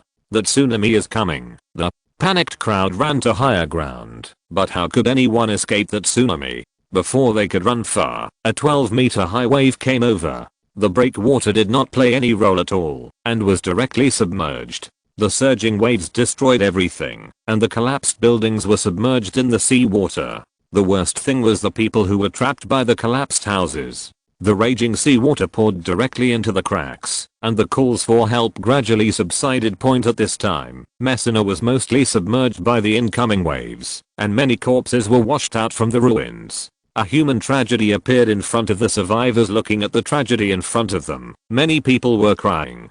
They were crying for their lost relatives, and for other people who were killed. Messina was almost destroyed. Everything was caused by this 7.5 magnitude earthquake's damage. In addition to Messina, its surrounding villages were also hit by the earthquake and tsunami, especially the fishing villages on the seaside, which suffered huge losses. Among them, a fishing village called Dire suffered the most heavy losses. except for a man who went out to look for sheep. Everyone else in the village was killed in the earthquake and tsunami. After the man finally rushed back, he could only look at the ruins. The dead body sheds tears. This earthquake occurred in the Strait of Messina. Although Messina suffered the most serious damage, it does not mean that other places will be fine. Calabria is a town on the other side of the strait. It also suffered from earthquakes and tsunamis. Like Messina, the sleeping people did not expect this disaster at all, and its losses were not much less than Messina Point. In addition to these two places, Palermo, Naples and other places have suffered more or less losses. Some buildings have cracked and collapsed, and casualties have been recorded. The earthquake was felt in Milan, Genoa, Turin and Rome, as well as in other European cities. At the Royal Palace in Rome, Carlo had just comforted his frightened wife and children when he saw Prime Minister Cruz rushing over. "Your Majesty, according to the information from the Seismological Observatory, this earthquake came from the Strait of Messina. We just sent a telegram to Messina, but it couldn't be reached at all. Then we sent it to surrounding cities, and they said they all suffered earthquakes attacks, and coastal cities also suffered small tsunamis." Prime Minister Cruz's words let Carlo know the seriousness of the matter. Messina did not call back, indicating that its communications were blocked, and the losses were absolutely serious. And the Prime Minister came to ask for support. "Convene a cabinet meeting immediately. We need to send someone to Messina to understand the specific situation." Following Carlo's order, the cabinet ministers quickly rushed to the palace. At the same time, information about the damage suffered in the surrounding area was constantly sent to Rome via radio waves, and Carlo also learned about the specific situation in the surrounding area one after another. Catania, the third largest city in Sicily, sent a telegram stating that they had suffered an earthquake and tsunami, and that the loss of personnel and property was still being counted. But it was estimated that the loss of people and property exceeded 1,000 million. Canistero, the second largest city in the province of Calabria, sent a telegram saying that they were hit by an earthquake and tsunami. The loss of people and property is being counted, but it is estimated that the loss of people is over 500 and the loss of property is 800. More than 10 million lire. Palermo sent a telegram saying that they had also been hit by the earthquake, which caused damage to some houses with poor earthquake resistance. Hundreds of casualties have been reported, and property losses amounted to about 50 million lire. The major factories in Palermo have been inspected, and there is no damage. They can operate normally. They only need to reassure the workers and they can continue to work. A telegram came from Naples saying, Catanzaro sent a telegram saying, as governments from various places sent calls to report the damage, Carlo and government ministers quickly estimated the damage. Of course, the most important thing was that the damage information in Messina, the epicenter of the earthquake, had not yet been obtained, so the specific damage situation had to wait. However, disaster statistics can wait, but disaster relief cannot wait. Everyone, the current situation in Messina is unclear. We need to send capable officials to Messina to organize disaster relief. Carlo didn't wait for anyone else to speak this time and spoke first. "No problem, Your Majesty. Our government will immediately send people to Messina to organize disaster relief." Prime Minister Cruz spoke with a serious expression. News was received from all sides, letting the Prime Minister know that the earthquake had caused considerable losses and that he, the Prime Minister, had a heavy burden. The dispatched personnel asked Alitalia's airship to transport them there, and also brought some medicine tents and other things. After giving the Prime Minister advice, Carlo continued. Next, the Ministry of Interior immediately mobilized disaster relief supplies from various places, including tents, rain boots, food, medicine digging machines, water purification systems, etc., and immediately tallied them up and transferred them to Messina. The new Interior Minister Sergi Brugura, who was named by Carlo, immediately agreed. "Your Majesty, I will arrange for people to count and draw points." After getting the answer from the Minister of the Interior, Carlo continued to name. In addition to the army immediately sent troops to Messina. In addition, the surrounding disaster-stricken areas need to send personnel. In addition to ensuring the local security situation, the army also needs to carry out personnel rescue and search. In addition, the army also needs to bring supplies for disaster relief. Tents, excavation equipment, water purification equipment, and canned military rations all need to be brought into Messina. Carlo then went on to name other ministers, all with requests for disaster relief. Tasks such as publicizing disaster relief, organizing volunteer rescue, donating money and materials, etc. were all assigned to each person one by one. The meeting didn't last long, and all the ministers felt a little strange after the meeting, because the king was making requests alone throughout the meeting, while they were like subordinates, each leading their own tasks. There was no discussion or argument in the middle, which was totally unaccustomed. In addition, this disaster relief is also different from the current European countries. There is always a sense of government responsibility, taking care of everything and doing everything, and it has the meaning of military control. Although it feels weird, no one dares to be careless. Over the years, it has become clear to everyone that the king's strict orders must be obeyed, or else his political career will end. We are all people who are dedicated to serving the country. How can we accept that the kingdom does not want their contributions? Therefore, the rescue work had already started on the day of the earthquake. Chapter 535 Disaster Relief. A massive earthquake occurred in Messina, Italy, killing at least 60,000 people. When the rescue work began in Italy, this news surpassed the current Balkan War and became the headlines around the world. Countries have expressed sympathy for the huge harm Messina has suffered. Unlike human cannibalism, in the face of such natural disasters, human vulnerability is fully exposed. As a result, various countries donated money and materials to express their sympathy for Messina's huge losses. The governments of the United Kingdom, Germany, Austria-Hungary, the United Kingdom, France, Argentina and other countries immediately donated a large amount of relief funds. The United States provided $2 million in aid, and 4 cargo ships loaded with food and medicine sailed from New York to Italy. In addition to foreign donations, Italy also donated a lot of money and materials. In Milan, the largest city in Italy, led by local celebrities and gentlemen, people in Milan donated money and materials to express their sympathy for the people suffering in Messina. The same was true in Turin, the headquarters of the Savoy family. A large number of enthusiastic people donated money and materials to express their love for the people of Messina. In Venice and Florence and Rome, people across Italy have donated money and materials to do their part to help those affected by the Messina earthquake. Although there is promotion from the government and guidance from the media, this is enough to show the Italian people's love for the disaster-stricken compatriots. According to subsequent statistics, in this wave of expressions of concern for the people affected by the Messina earthquake, Italy received a total of 570 million lire in donated funds and materials from home and abroad, of which a total of 190 million lire in donated funds and materials were received from abroad. 380 million liras were received. Domestic and foreign donations have been generous to the people affected by the disaster in Messina, and of course the people affected by the disaster are also helping themselves as the area hardest hit by this disaster. Messina has already begun to rescue itself. Ding. Ding ding. There's a knocking sound here, and there's a living person down there. A soldier who was searching and rescuing called loudly after confirming that he heard a noise coming from the ruins. Following his call, a dozen rescue workers quickly gathered.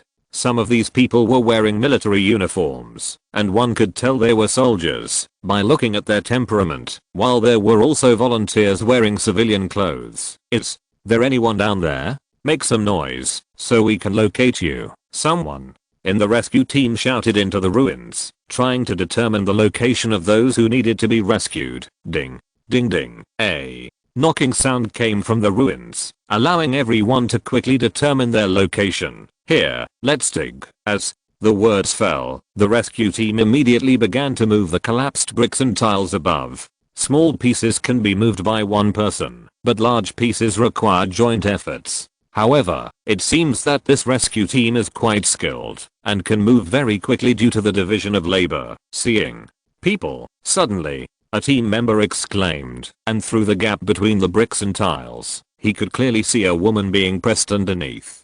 Fortunately, there was a table blocking her, otherwise the consequences would be disastrous. Seeing the person, the rescue team became more motivated and dug out the woman in a short time. A pair of big scarred hands put the woman on the stretcher. During this period, the rescue team fed her some water and some sugar. Next, she will be sent to a nearby medical center, where doctors and nurses will take care of her. I believe she can recover as soon as possible. Looking at the constantly busy rescue team, Messina's new mayor of Avila watched the constantly busy rescue team from a distance. Tell the rescue team to search and rescue for another 3 days, and then they will need to prepare to clear the rubble. Okay, Mayor, I will notify the rescue team soon. The secretary took a pen and paper and recorded his orders. Also, send a report to Rome asking for another 5,000 tents, 20,000 sets of raincoats and boots, and engineering equipment. We don't have enough, and we need help. Faced with Avila's detailed list, the secretary quickly completed the writing. Mayor, please see if what I wrote is correct. If it works, I will send a telegram to Rome immediately. It works. Let's take it and send it. After checking it, Avila returned it to the secretary. After the secretary left, Avila looked at Messina full of ruins and was full of fighting spirit. He, the newly appointed mayor of Messina, succeeded Mayor Baloric, who was killed in the earthquake. Prior to this, Avila served as deputy mayor and mayor of Barletta and Cagliari. His performance is recognized by his peers and superiors, and he is known as a capable and responsible official. Currently in Messina, Mayor Avila is not only in charge of people's livelihood and government work. Because of Messina's special situation, he also serves as the local commander of Messina. It can be said that the military and civilians currently in Messina are under his control. It can be said that Rome has given him enough power and Avila has lived up to expectations. Although he has only been in office for less than 5 days, he has already given enough confidence to the survivors of Messina. Messina's mess was finally sorted out by Avila. Yes, what looks like a mess to a mediocre official is a perfect opportunity for someone as capable as Avila. In Rome, Avila also defeated several competitors before finally grabbing this position. Because as long as you make excellent results at this critical moment, you will definitely be 10 times better than usual, because this will leave a deep impression on the big bosses. This is very important for a motivated official. Of course, if you want to produce outstanding results that are eye-catching, you must have adequate abilities, otherwise you will not be able to achieve such results. One more thing needs to be said here. According to official statistics, 80,000 people died in Messina in this earthquake and tsunami. The losses it suffered were not unserious. In addition to human losses, 95% of the buildings in the city of Messina collapsed in the earthquake. Even the buildings that did not collapse, most of them became dilapidated buildings. Now it can basically be said that Messina can't start over in another place. But despite this, Avila, as the mayor, has his own ideas. He is not only thinking about disaster relief, but making Messina better next is equally important to him. But he needs some time to perfect his plan. Messina, led by Mayor Avila, is trying to save itself. The same is true for other affected areas in Italy, except that Messina was severely affected. Of course, Rome is also taking various measures to deal with the disaster caused by this earthquake. But for now, the most important response is the allocation of funds. Speaking of the issue of funds, the ministers in Rome felt uncomfortable with the future retention of funds. Everyone, I think you should also know about the losses caused by this Messina earthquake. According to current statistics, in this Messina earthquake, 116,000 people died in our country, 32,000 were injured, and houses collapsed. More than 80,000 houses were occupied, and nearly 800,000 people were left homeless, causing direct economic losses of 5 billion lire. This string of heavy figures made the ministers present feel uncomfortable. The experienced minister thought more at this time. If the losses caused by the earthquake were so great, then it would be necessary to increase revenue and reduce expenditures to lick the wounds caused by the earthquake.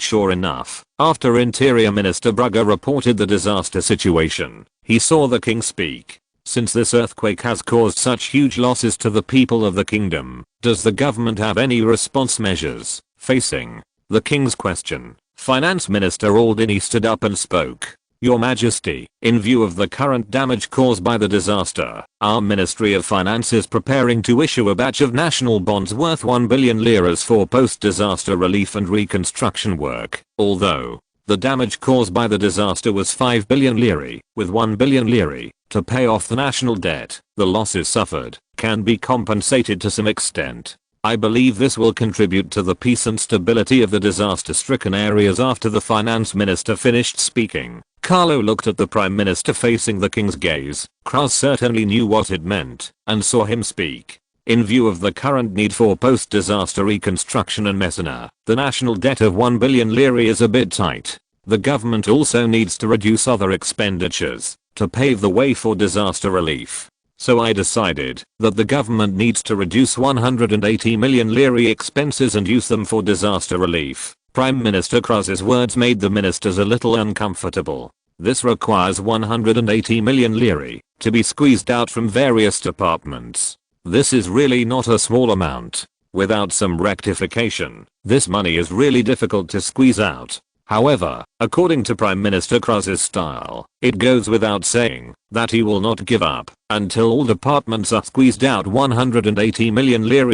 After the Prime Minister finished speaking, the two military ministers were the most uncomfortable at present. Because since the government has made a statement, the military must not fall behind. I think after a fierce confrontation, the Navy and Army finally decided to squeeze out 70 million lire of funds for disaster relief. The reason why we can get money from the military is because the earthquake has caused too much damage. Secondly, the government has paid for it, so how can the military not do it with the squeezed out capital? Plus the money from the issuance of national bonds, the people affected by the earthquake can get some living subsidies from the government. Point of course, there are many things to do in the reconstruction work, and the next step requires the full cooperation of the government. Chapter 536 The Second Balkan War. The Messina earthquake caused huge losses to Italy, and it will not take 1 or 2 years to heal the wounds. While Italy was licking its wounds from the Messina earthquake, the Balkan War was still raging. First of all, as the target this time, Bulgaria is in a very bad situation.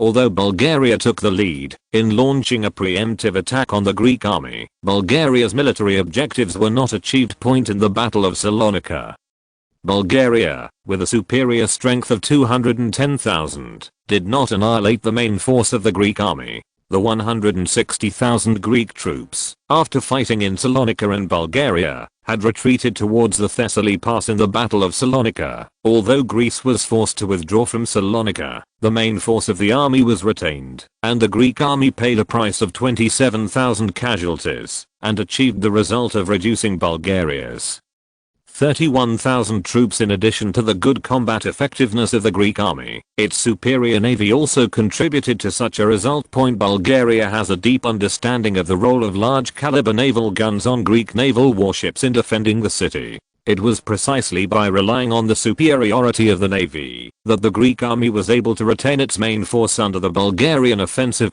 For Bulgaria, the failure to annihilate the main force of the Greek army in Salonika was a bit blinding. In order to contain the Greek army, Bulgaria needs to leave at least about 100,000 troops. Deducting the 100,000 pinned troops, Bulgaria's current troops are only about 200,000.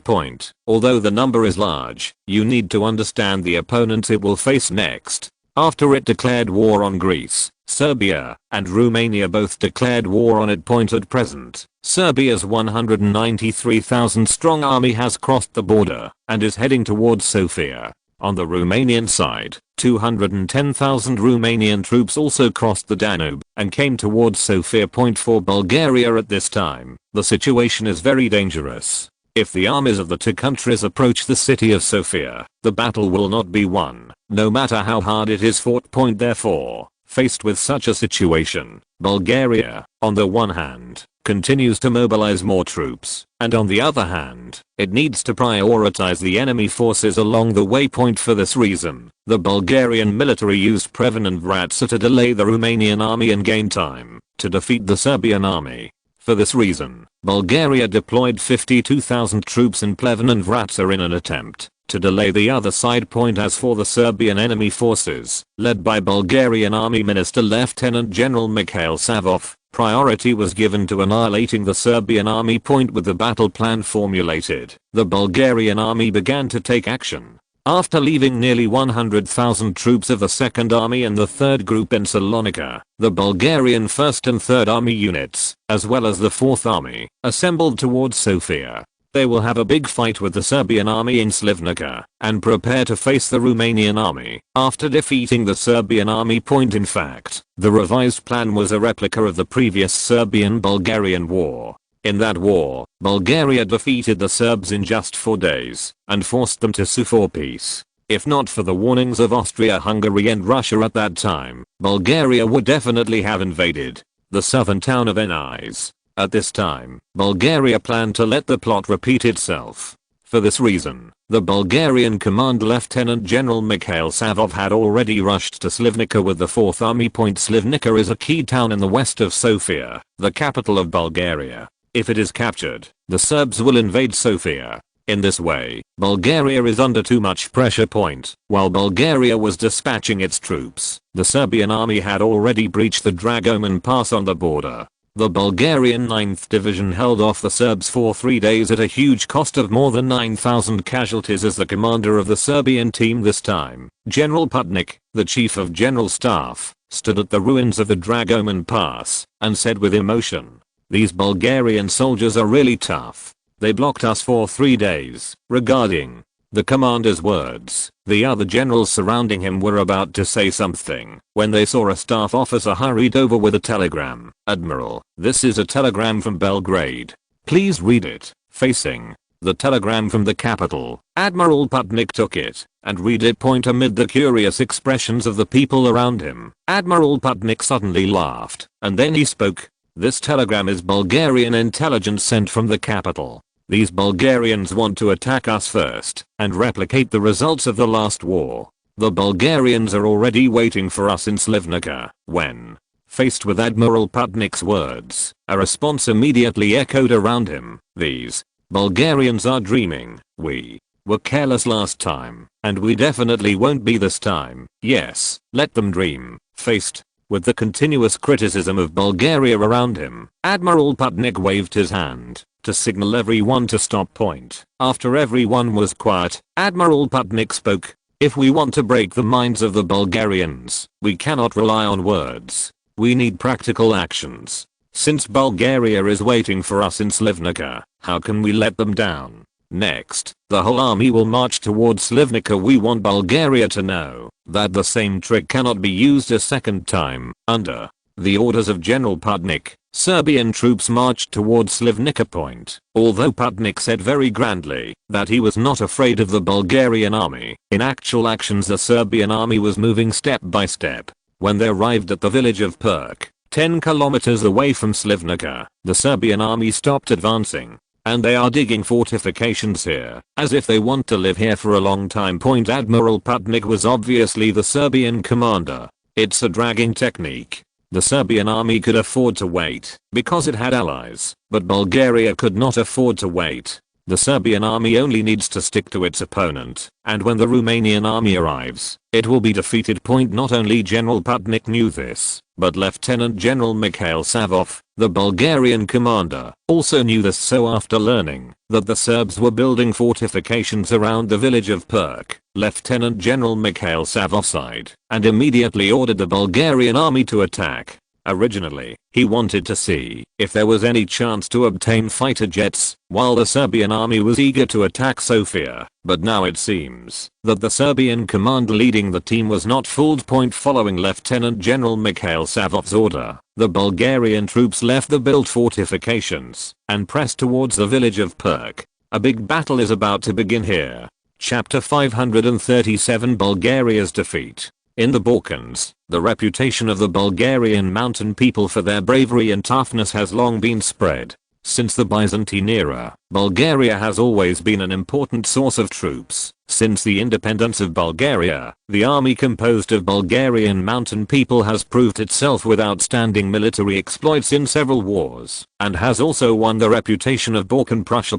However, in this battle with the Serbian army around the village of Perk, Bulgaria failed to retain this reputation. In this decisive battle, the Serbian army withstood the Bulgarian onslaught. The experienced General Putnik released his reserves at the last moment, defeating the exhausted Bulgarian army who had already attacked. The defeated Bulgaria stumbled all the way back to Slivnica under the leadership of General Putnik. The Serbian army, which was prone to attack and defense, did not give the Bulgarians a chance to breathe, and followed them all the way to capture Slivnica. At this time, the Bulgarian army could only continue to retreat until they retreated to the small town of Nakas, which was only 18 kilometers away from Sofia, before they stabilized their position. In this battle, the Bulgarian army suffered 8,419 killed, 17,628 injured, more than 4,000 missing, and a loss of nearly 30,000 people.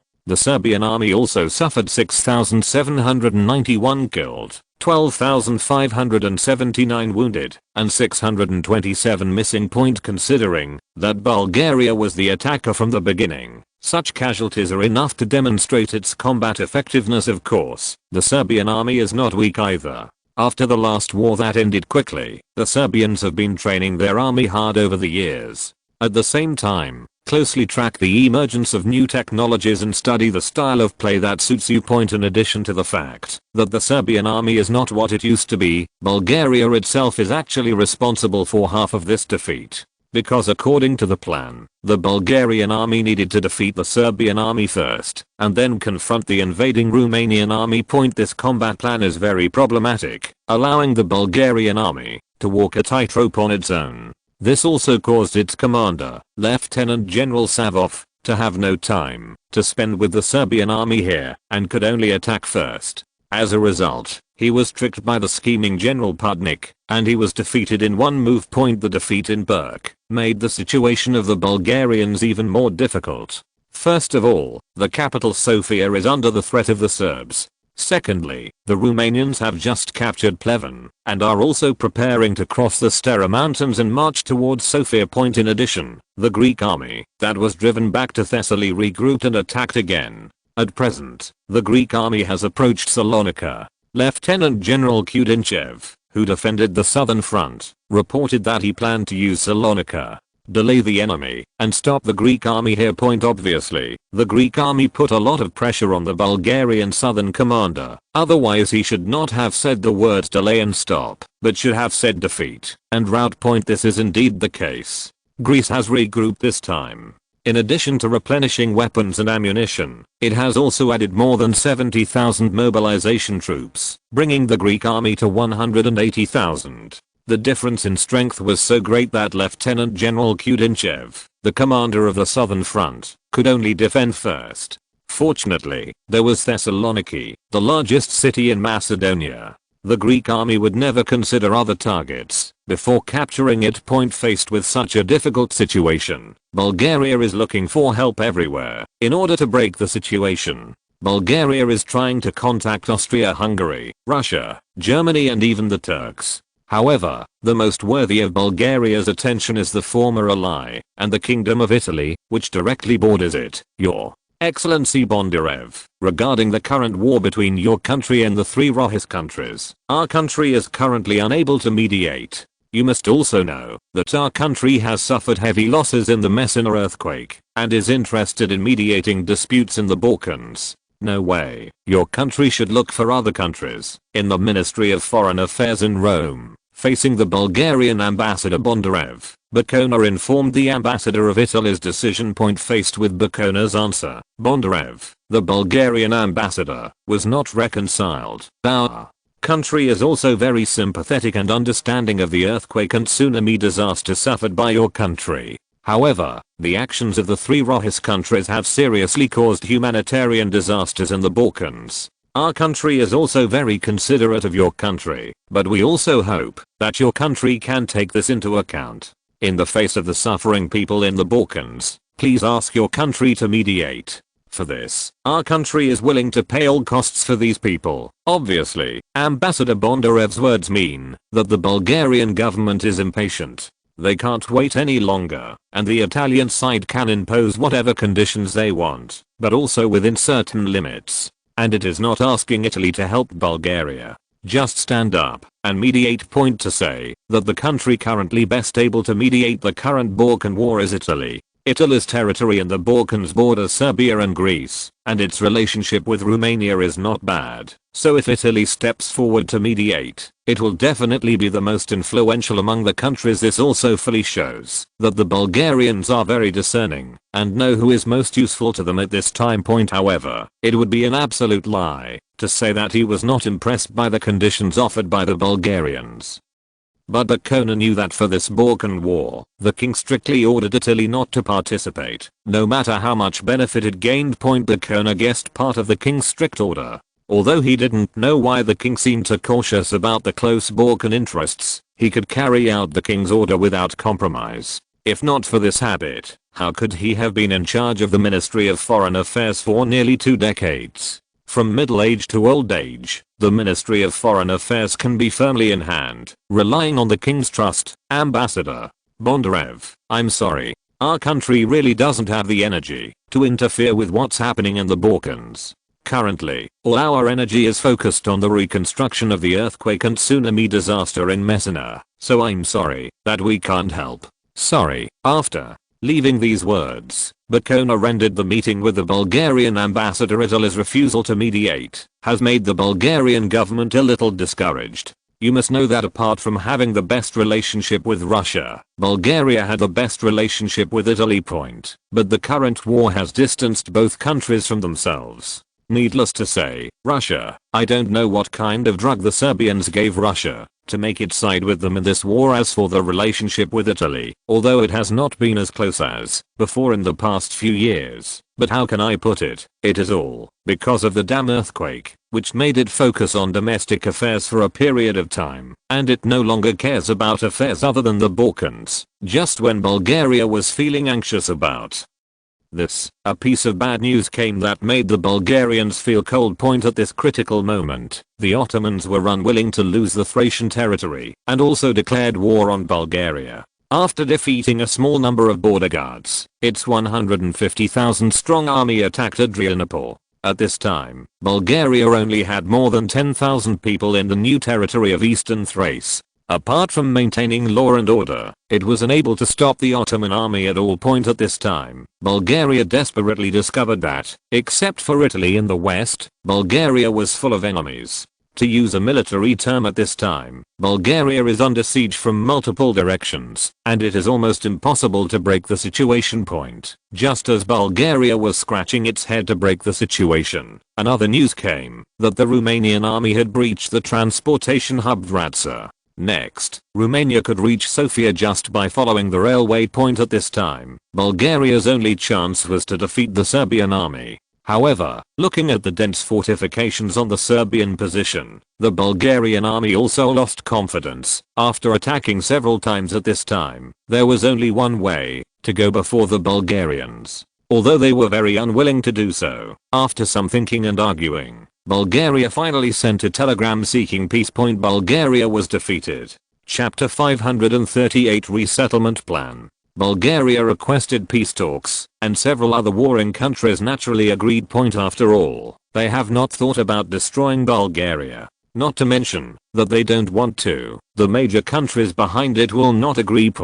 Since peace talks are needed, a location for peace talks is needed, and after some wrangling, Bucharest, the capital of Romania, became the location for peace talks in this war. Of course, it is inevitable that in addition to the participating countries, the major powers of all countries will attend the peace talks. Of course, Italy also needs to send a special envoy to supervise the peace talks throughout the process. Have you chosen the candidate for the special envoy to Bucharest? Your Majesty, he has already chosen the candidate and is ready to go to Bucharest. In the palace in Rome, Carlo and Foreign Minister Bacona were talking about sending an envoy. I Wonder what your majesty's instructions are on this. Bicona, who had dealt with the king for many years, knew that the king summoned him to ask this question, and he must have instructions. This is also true, Carlo said. When sending a special envoy to observe the peace talks this time, we must pay attention to one issue. In this peace talks, we need to ensure that Bulgaria will not be too weakened. Carlo also has his own ideas about this peace negotiation. Although Italy was not involved in the war against Bulgaria, this did not mean that Carlo wanted to see Bulgaria devastated because of this defeat. Yes, the Balkan countries are too strong and need to be weakened, but they cannot be weakened too much. Moreover, in Carlo's mind, there is nothing wrong with Bulgaria appropriately causing pain and dissatisfaction in this defeat, because he needs to plan for the next step. In the turbulent times ahead, Italy needs a Balkan ally to share the pressure, and there is no one more suitable than Bulgaria, which is thinking about revenge. And if the Bulgarians want Italy to be a reliable ally, then when they are defeated, Italy who runs for them will definitely be more convincing. That's right. Carlo has already considered deploying in the Balkans to prepare for the next great war. As for whether Carlo's intentions can be accepted by the Bulgarians, don't worry about that. Just look at who Bulgaria values most when it is at a disadvantage in this war. Bicona left with Carlo's instructions, and Carlo picked up another document and read it. Although Carlo values Bulgaria very much, Italy itself deserves Carlo's attention more. What deserves Carlo's greatest attention right now is the post-disaster reconstruction and resettlement work in Messina. The death toll from this earthquake alone exceeded 100,000, and more than 100,000 were injured. In addition, don't forget that the earthquake also left 600,000 homeless. That's right. In addition to completing personnel rescue, the most important thing in Italy at present is to resettle the 600,000 homeless people. The 600,000 homeless people caused by the earthquake are also a huge headache for the Italian government. This is enough to make the cabinet ministers headed by Prime Minister Cruz lose all the hair on their heads. Fortunately, after some investigation and countless discussions, the government finally came up with a plan to resettle these homeless people. The plan is currently in Carlo's hands, waiting for his approval. Carlo attached great importance to the plan and read it at the first opportunity. As for my thoughts after seeing it, how can I put it? The placement plan is very European and American style. First of all, the plan gives priority to encouraging those who have lost their homes to live in cities, and major newspapers and media should also vigorously publicize the benefits of cities over rural areas. In fact, this propaganda is not very useful when comparing cities and rural areas. Unless you are farming your own land, the countryside will definitely not be as comfortable as the city. First of all, working as a worker in the city provides a relatively stable monthly salary, while farmers rely more on the weather for a living. Changes in local climate have a huge impact on agricultural production. The salary of another worker can basically support a family. This is absolutely impossible in rural areas. Moreover, many newspapers have compared the current expenditures and incomes in rural and urban areas. These data are the results of local surveys conducted by various parties, and are quite fair. In the final comparison, cities are far superior to rural areas. Of course, if you are talking about the situation before 1848, then the reverse may be necessary. Of course, encouraging people who have lost their homes to move to cities and promote urbanization in Italy is just one part of the plan.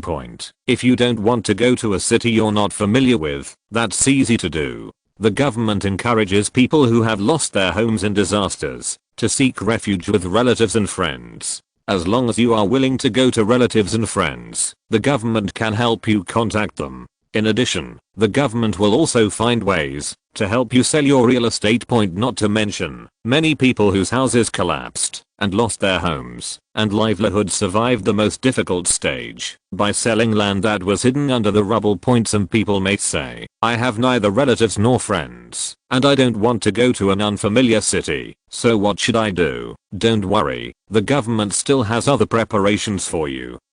That is, going abroad.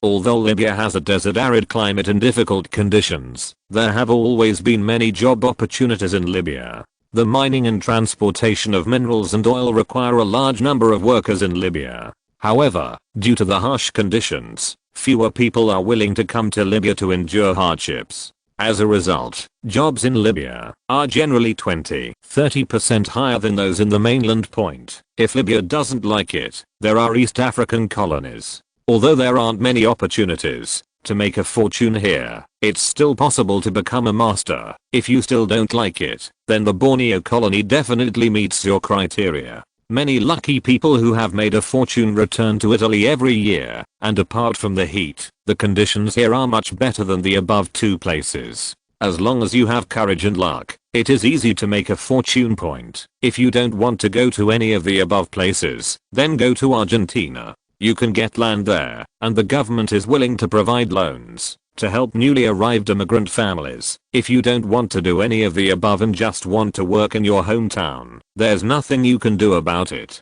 It just so happens that various infrastructure needs to be built in your hometown, and the government is just about to build a batch of resettlement houses. If you use your work salary as collateral, you can asset is allocated in advance, which is enough for a family to live on. Point. Of course, you must remember to repay the loan every month, otherwise the bank that borrowed the loan has the right to take away your home and drive your family out onto the street. Point. Yes, these are the responses that the Italian government has come up with. It is totally unreasonable for you to think that a familiar government will help you build or repair your house for free. This is not in line with European political philosophy at all. Point. For European countries, the kind of big government that manages everything is simply not in line with the political systems of each country. The sky-high official expenditures can directly cause the finances of various countries to explode.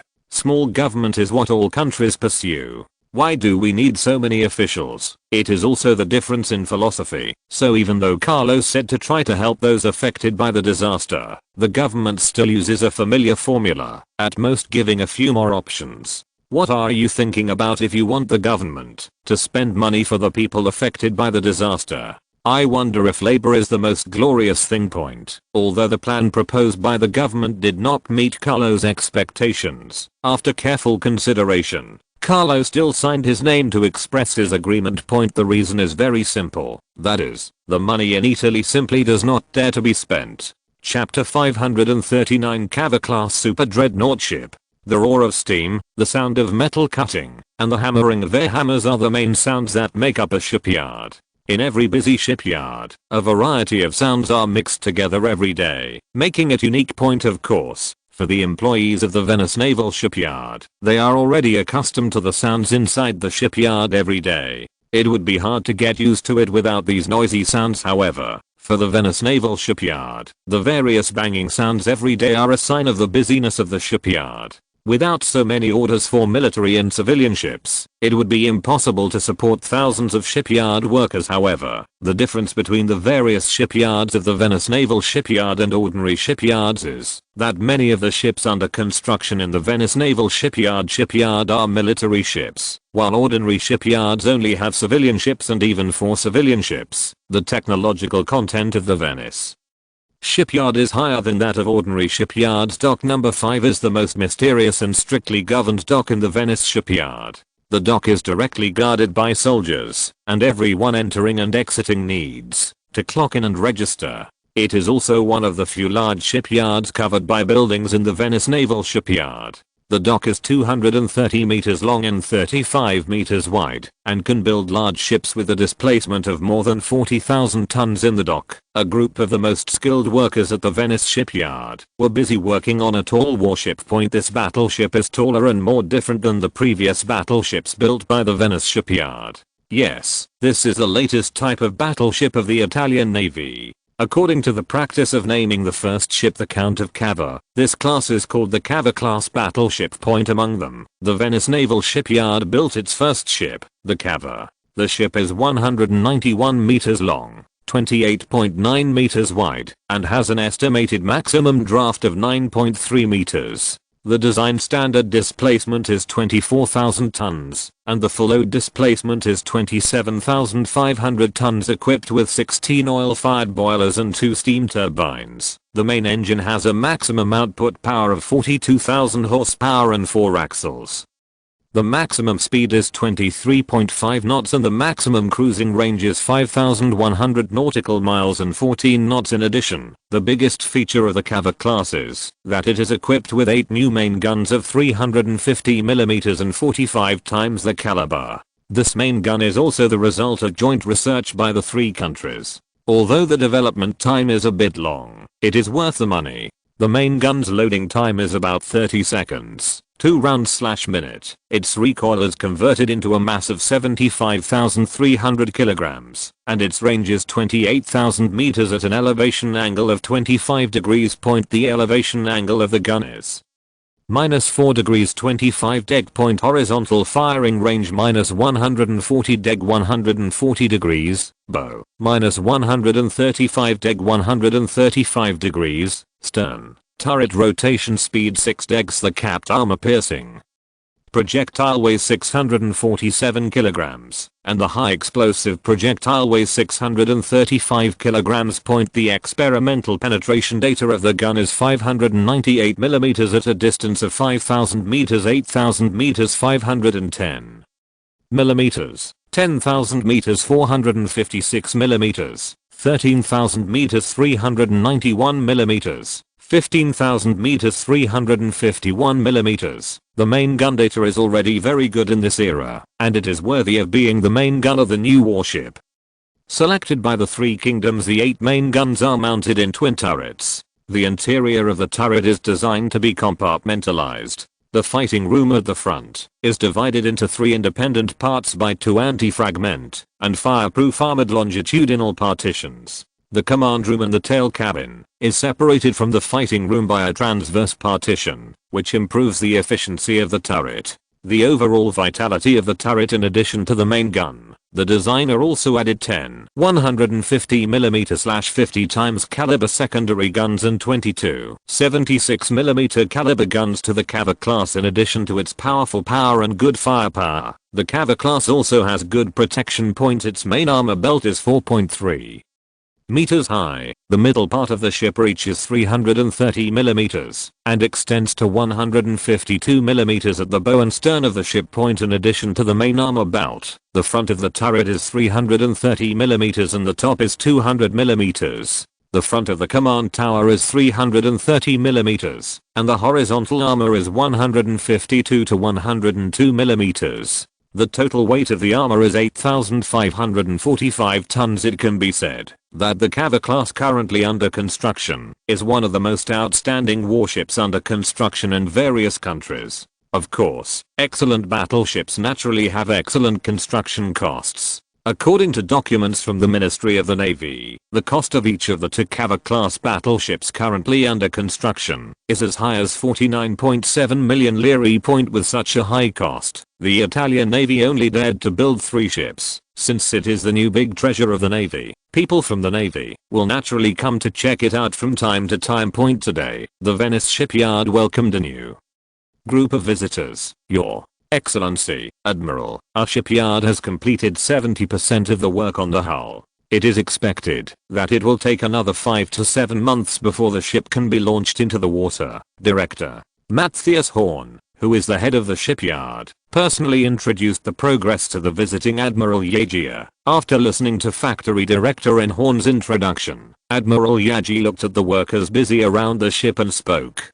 Very good. I'm very satisfied with the construction progress of your factory. I hope you can complete the construction of the ship with quality and quantity. I think you also know the importance of this ship to our Navy. The first ship, the Cava, the King is invited to come and witness its launching ceremony in person. Facing Admiral Yagia's words, the people at the Venice shipyard burst into laughter. It was a very honorable thing for the King to come to watch the launching ceremony. Thank you very much, Admiral, for your support. But I would like to ask, is the number 4 ship really no longer being built? What's going on? It turns out that there are 4 Cava class battleships in the Navy's plan. The first ship, Count Cava, and the 4th ship, Andrea Doria, were built by the Venetian shipyard.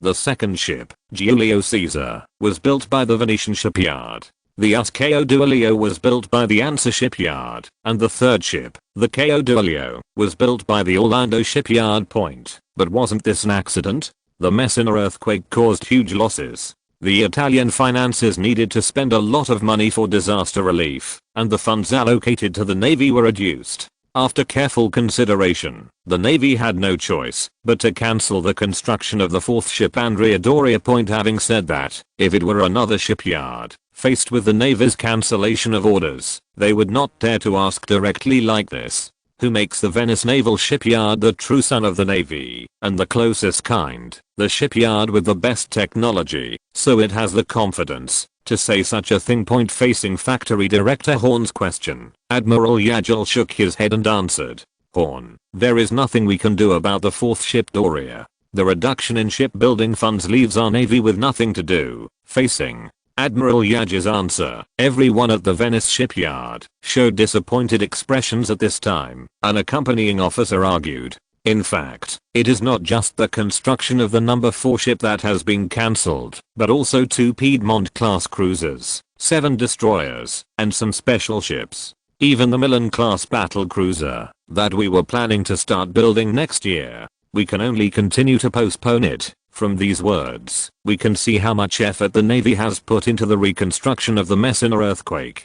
With so many warships cancelled and postponed, one can imagine how much of the Navy's funding has been cut. One more thing to say here is that after the construction of the 3 Taranto-class battle cruisers, in view of the fact that the battle cruisers were still not enough, the Italian Navy designed another Milan-class battle cruiser. This new battle cruiser has a total length of 200 meters, a width of 28.5 meters, and an estimated draft of 8.7 meters. The estimated standard displacement is 24,100 tons and the full load displacement is 28,000 tons. Power plant. 24 oil-fired boilers, 2 steam turbines, maximum power of 69,000 horsepower, 4 shafts, 4 propellers, twin rudders, maximum speed of 27 knots. The endurance is 4,800 nautical miles and 14 knots in terms of firepower. The new Milan-class battle cruiser is stronger than the Taranto class. It is equipped with 8 350mm/45 caliber main guns. 4 twin turrets adopt the standard layout of 2 in the front and 2 in the back. In addition, it is also equipped with 10 150mm/50 times caliber secondary guns and 20 76mm caliber guns, in addition to having faster speed and stronger firepower than the Taranto class. Milan also has certain improvements in equipment. Its armor belt is up to 260mm, and the compartment armor is 70mm. The deck armor is up to 81mm thick, and the turret front armor is 285mm. The maximum armor of the gun mount is 260mm. The maximum armor of the command tower is 280mm. Overall, this Milan-class battle cruiser is even better than the Taranto. The Navy has made such great sacrifices for the people affected by the earthquake, and the Army has no chance to escape. For this reason, the Army will reduce the formation of 2 divisions every year starting from this year. In addition, various military equipment and materials such as artillery, machine guns, and rifles purchased by the Army have been more or less reduced. For this reason, General Simeon also scratched his scalp for this. In a sense, the Messina earthquake slowed down Italy's armaments. But what can be done about this? We can't ignore the people of the kingdom, right? If you're listening to this novel on a channel other than Fanfic World, it means they downloaded and uploaded it without effort. We cordially invite you to visit our channel, Mundo Fanfic Novelos. There you'll find the original version of this story and you can explore many other novels of various genres. We're waiting for you to immerse yourself in a world of incredible novels. Chapter 540, Treaty of Bucharest. The peace negotiations taking place in the Romanian capital affect European countries. After several countries' constant wrangling, they finally reached a consensus, and Bulgaria negotiated peace treaties with Greece, Romania, and Serbia. Speaking of which, the most pleasing thing about this time in Bucharest was the performance of Italy in this negotiation. In this peace negotiation, Italy showed an enthusiasm that was no less than that of the participating countries, but this enthusiasm was more on the side of the defeated Bulgaria. For this reason, Crown Princess Mafalda, who has married to Romania, also wrote to Carlo, saying that her husband, Crown Prince Ferdinand, complained in front of her that Italy was so biased towards Bulgaria in this peace negotiation, and she did not know what she had come up with. What a very tempting offer in fact. For Romania, Italy's preference for Bulgaria does not have much impact on the benefits it should obtain, because Italy basically suppresses the conditions of the two countries. Even though there is support from other major countries behind it, Italy shows a fearless posture. Considering the strength of Italy and the tough attitude of Bulgaria, the major powers are not willing to conflict with it too much in this regard. In fact, this has a lot to do with Italy's measure of proportion. Italy does not deny Bulgaria's defeat, and also believes that it should compensate for the defeat, but Italy opposes Bulgaria's excessive compensation. As for the three countries of Britain, France, and Russia that support Sisi, although the British are on the side of Greece, the UK is unwilling to invest too much energy in the Balkans. Since Greece can get benefits, why should it fight with Italy for the interests of the Greeks? As for Russia behind Serbia, although it gave up Bulgaria for Serbia and its interests are also in the Balkans, Russia does not pose much of a threat to Italy. In addition, although it has chosen to abandon Bulgaria in this war, it does not mean that Russia will lead with Serbian interests. It is still possible, if no one stands for Bulgaria, but isn't this Italy taking a stand? Russia was already feeling a little guilty, so it took advantage of the situation and stopped being too demanding. Since the major powers are wary of Italy's attitude, they can only let the two countries bear it on their own. The attitudes of Serbia and Greece towards Italy are mixed. Because Italy has territory bordering it, and Italy has been quite powerful in recent years, what it says is also very deterrent to the two countries in the face of Italy's tough attitude. The demands made by Serbia and Greece on Bulgaria have also been reduced. The final results of the Bucharest peace talks are as follows. First, Bulgaria needs to cede 4,000 square kilometers of southern Dobroga to Romania. Secondly, Greece will obtain most of southern Macedonia, such as the most valuable city of Salonika.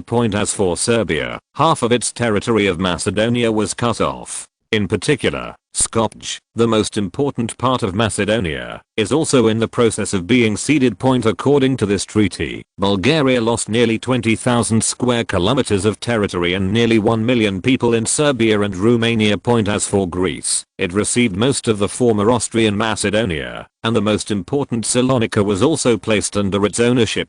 Compared with the original history, Bulgaria has been much better. At least nearly half of Macedonia has been left, followed by part of Thrace. One more thing to say here is that, although Bulgaria is currently only in peace talks with the three Sahara countries, there is another country that is also negotiating with Bulgaria, and this country is the Ottomans. Negotiating with the Ottomans was much more difficult for Bulgaria. First of all, the Ottomans had a strong demand for Adrianople, which was the most important military stronghold to ensure its capital, Istanbul. Secondly, both Germany and Austria-Hungary support the Ottoman demands. For this reason, the German advisory group in the Ottoman army has also participated in the attack on Bulgaria. More importantly, Adrianople is currently in the hands of the Ottomans. In this siege of Bulgaria, the Ottomans fought all the way to Adrianople. What is lost in war cannot be regained in peace talks.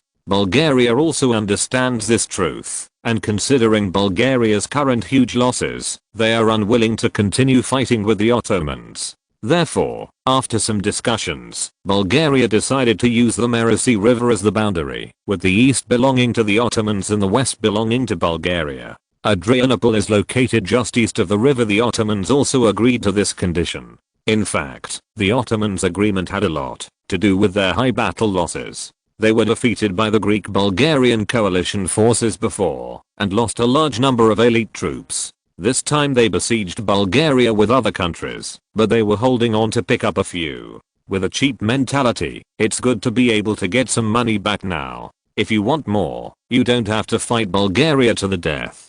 Let's rectify your military strength first. One more thing to say here is that the Ottoman Youth Party, which is currently back in power, has just done a major thing, which is to depose the Ottoman Sultan Abdulhamid II, and its new sultan is his brother Mohammed. There is actually a deep-seated reason why Al-Shabaab carried out the dethronement of the Sudan. The reason is that the Ottoman Empire carried out constitutional monarchy reform. In order to promote this reform, Al-Shabaab brought Mohammed V to power, who was more in line with the constitutional monarchy. After some peace talks and wrangling, Bulgaria finally reached peace terms with other countries in general. Bulgaria suffered a lot of losses this time, but it was not as serious as in history. First of all, Bulgaria obtained part of the Thracian region from the Ottomans, and Bulgaria can finally vacation in the Aegean Sea. Although it still lacks the most important port of Salonika, it has now gained some territorial compensation from the Ottomans. Although it's not much, just a few thousand square kilometers, it's still better than being cut off point, although in a sense, Bulgaria was already doing very well. When the peace treaties with various countries were spread back to the country, the Bulgarian people were completely boiling.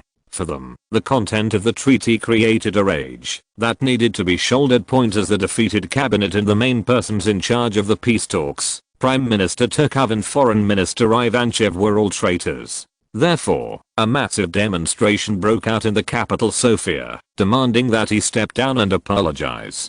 Faced with the anger of the people, King Ferdinand I accepted the decision as he should. In fact, when they were defeated and sued for peace, the Tekov cabinet should have resigned. However, because no one was willing to bear the consequences of the peace talks, they could only be allowed to complete their final mission. Now that the peace talks are over, the Tekov cabinet should be dismissed. Swept into the trash point as the Bulgarian people's anger over the compensation for the ceded territories after the war was released. They also expressed their gratitude to Italy for its help in the peace talks. Thousands of children in Bulgaria drew a giant banner 300 meters long and 2 meters wide, which was filled with childlike and friendly portraits symbolizing the friendship between the two countries. The giant banner was delivered to the Italian embassy by Bulgarian people and children, who received it on their behalf. To say that there is no government behind Bulgaria's sudden wave of friendship with Italy is to insult other people's intelligence. As for why the Bulgarian government made this move, it is actually easy to understand. The Balkan War that has just ended has made Bulgaria realize its diplomatic situation. With enemies on all sides, the Bulgarians definitely don't want to do it again. So it is beneficial, but not harmful to Bulgaria, to make good friends with Italy and restore the relationship between the two countries, like allies at this time. If we don't take the opportunity to publicize our friendship with Italy at this time, why wait for another time? And in the face of Bulgaria's overtures, why wouldn't Italy accept it? Although this Balkan War greatly damaged Bulgaria's strength, it met Italy's needs. Italy needs a little brother to help look after its interests in the Balkans. Therefore, Italy was also fully cooperating with Bulgaria's series of actions. With Lang Yaoking's intention, the relationship between the two countries quickly heated up, and everything seemed to have returned to the era of the alliance in 1890. Regarding the rapid warming of relations between Italy and Bulgaria, the Russians are the ones who feel the most uncomfortable. Seeing my former younger brother drifting away from me, I must have mixed emotions in my heart. But what can be done about this? When Russia selected Serbia as its ally in the Balkans, it was destined to have disputes with the Bulgarians. Chapter 541: The increasingly fierce naval shipbuilding competition. The end of the Balkan War was a major event in Europe. It is also the wish of all countries to restore peace in the Balkans. So as soon as the treaty was signed, all countries sang praises, saying that they had maintained peace in Europe. Peace was restored in the Balkans, and calm returned to Europe. To say calm may be a bit of an understatement, as the naval race is in full swing. The British Empire announced at the beginning of 1909 that the UK would start construction of 6 large warships this year, the most noteworthy of which are 4 Ares class super dreadnoughts equipped with 10 343mm 45X caliber main guns. These 4 Ares class super dreadnoughts are emergency warships after the British learned that Germany, Italy, and Austria would adopt 350mm main guns. This class of warship has a normal displacement of 22,200 tons and a full load displacement of 25,870 tons. The total length is 177.1 meters. The vertical length is 166.1 meters. The ship width is 27 meters. And the draft is 7.6 meters. Capacity 752 people point in terms of power. 18 Babcock Wilcox coal-fired boilers provide 27,000 shaft horsepower for 4 Parsons steam turbines, allowing the Ares-class super dreadnought to sail at a speed of 20.5 knots. The main battery consists of 10 343mm gun/L45 MKV, 5x2, 16 102mm gun/L45 MK7, 16x1, and 4 47mm guns forming a secondary battery. There are 3 533mm torpedo launchers. In terms of protection, it has a 305 to 203mm main armor belt, 254 to 76mm armored compartments, 279mm turret armor, and 279mm command tower armor. It can be seen from all aspects of performance that this battleship is really a product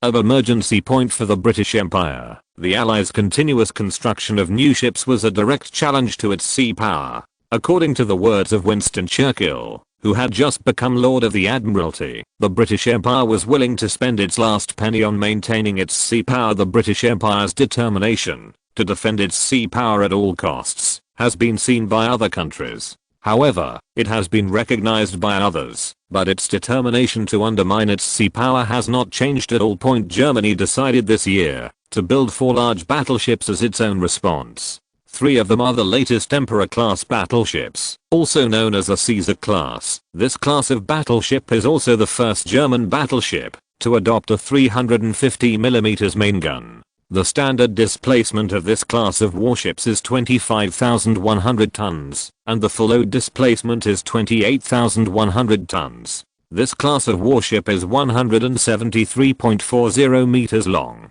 29 meters wide, and has a draft of 9.10 meters. The power system is 16 kerosene mixed boilers, 3 steam turbines. The main engine power is 33,000 horsepower, up to 48,000 horsepower when overloaded. 3 axles, 2 rudders are arranged in parallel, and the maximum speed is 22 knots. Endurance: 7,900 nautical miles/12 knots. 2,400 nautical miles/21 knots. In terms of firepower, the Caesar class is equipped with 8 350mm 45x caliber main guns, 4 twin turrets, 14 150mm/45x caliber secondary guns, single mounted on the side, 12 single 88mm/45x caliber anti-torpedo boat guns, 5 500mm torpedo tubes armor, main armor belt,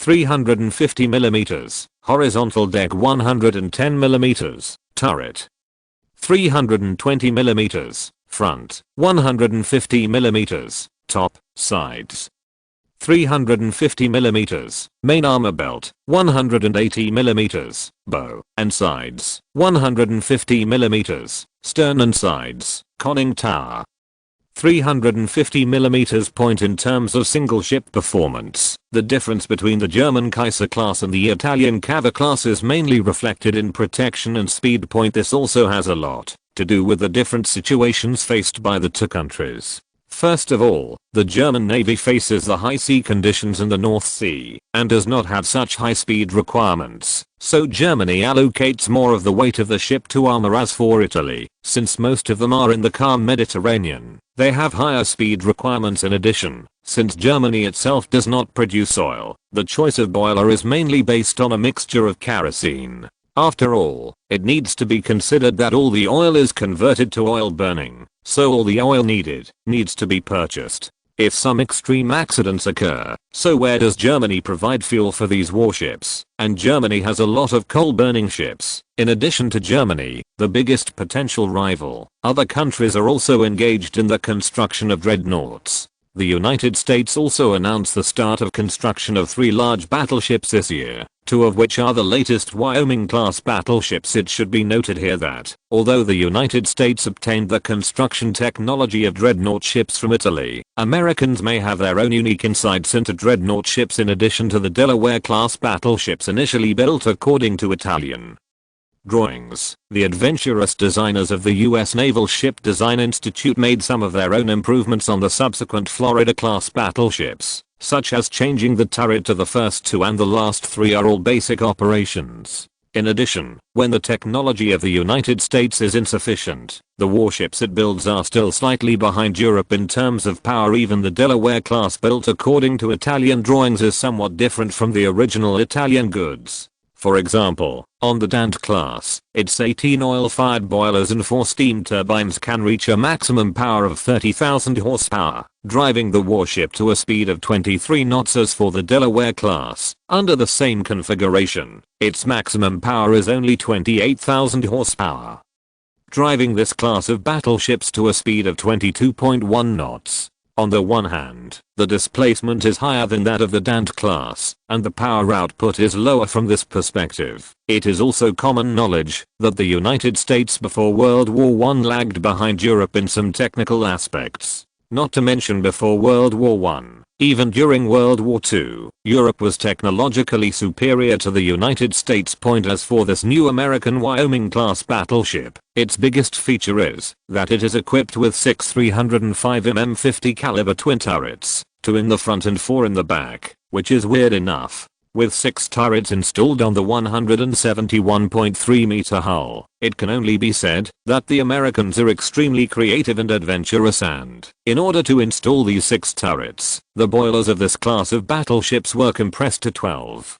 The consequence was that the ship's top speed was reduced by 20.5 knots, which is basically the slowest among the dreadnoughts. Germany's first-class dreadnought Nassau-class battleship in this time and space uses Italian technology and has a speed of 21 knots. The subsequent Helgoland class also reached 21 knots. In addition to Germany and the United States participating in the naval shipbuilding competition, Austria-Hungary has also announced that it will start building 2 combined forces class warships this year. Austria-Hungary's construction of this class of warships has received technical support from Germany and Italy, but Austria-Hungary may have its own ideas. In the choice of main gun, the 305mm 50 times caliber main gun is still selected, and Austria-Hungary still chooses 4 triple structure turrets. But after all, it has received technical support from its allies, and its hull and underwater structure have been optimized. It is indeed much better than the combined forces in history. In addition, Italy's neighbor France finally decided to build a dreadnought.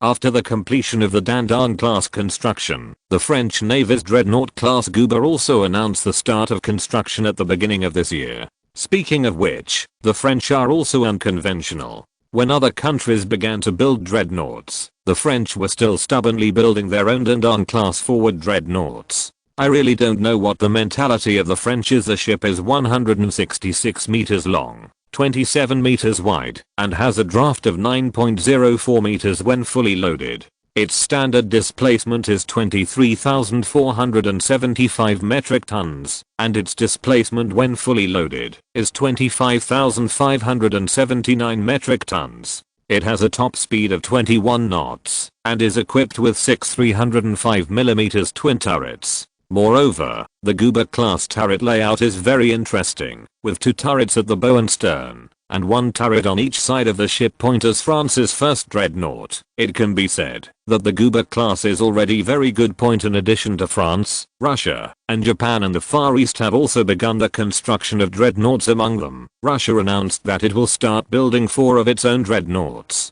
This class is also called the Gangad class dreadnought. As for Japan and the Far East, it also announced the construction of 2 Hanoi class dreadnoughts this year. As for Japan and Russia only now starting to build dreadnoughts, it would make me cry if I talk about it too much. The previous war left the pockets of both countries empty, and now they can finally breathe a sigh of relief. Of course, they must participate in the construction of dreadnoughts. After all, only with this thing can they be called a great power. As for Spain's reduced model, it fully shows that its national strength is insufficient. Countries are aggressively building their own dreadnoughts. The Italian Navy can only watch with envy this year.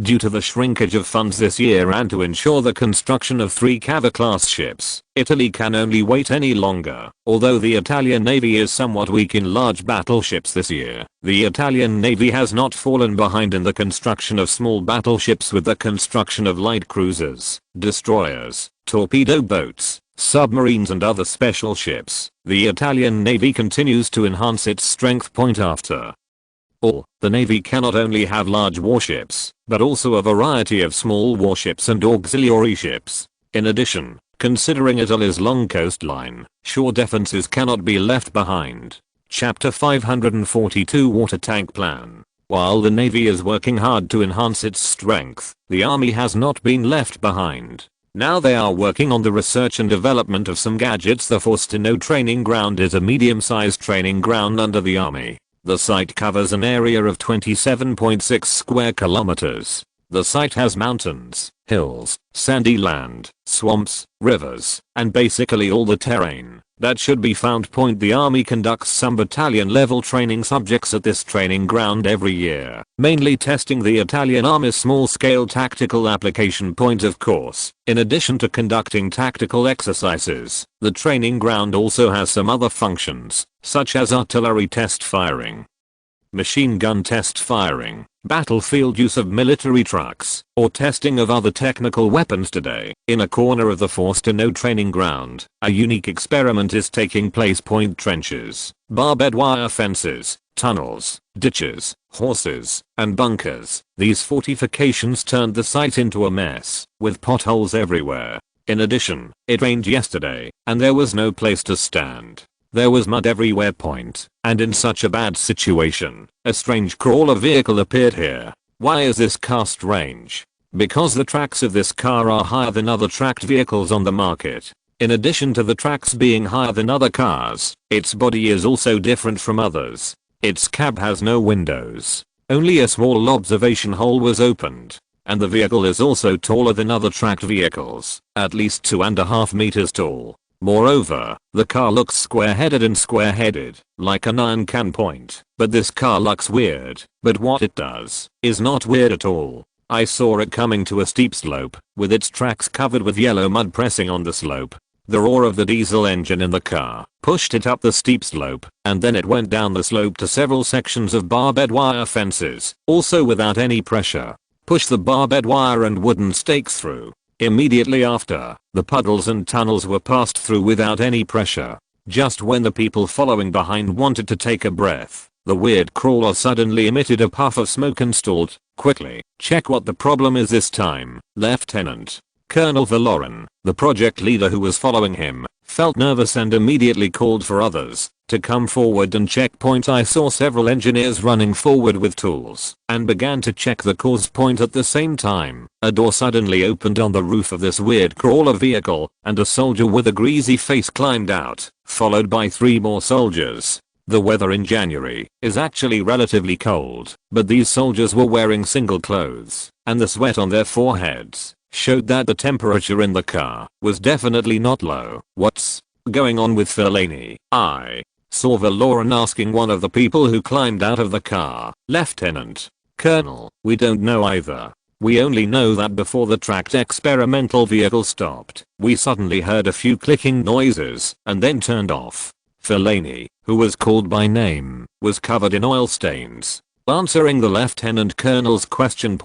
After he finished speaking, he took out the cigarettes from his jacket pocket, spread them around, and lit one himself. As for Lieutenant Colonel Valoran, he ignored the test team and went forward to inspect the crawler vehicle with several engineers. This car is too hot. It's designed to be airtight. It's so uncomfortable. Who says otherwise? The observation hole is so small. If you want to drive this thing well, you really need to be quite observant. I would say that the tracked vehicle we are currently driving is the most reliable. The previous ones basically broke down halfway. This one only broke down after completing the test. It is already very good. While several car teams were chatting, several engineers finally discovered the problem. There was a problem with the power rod.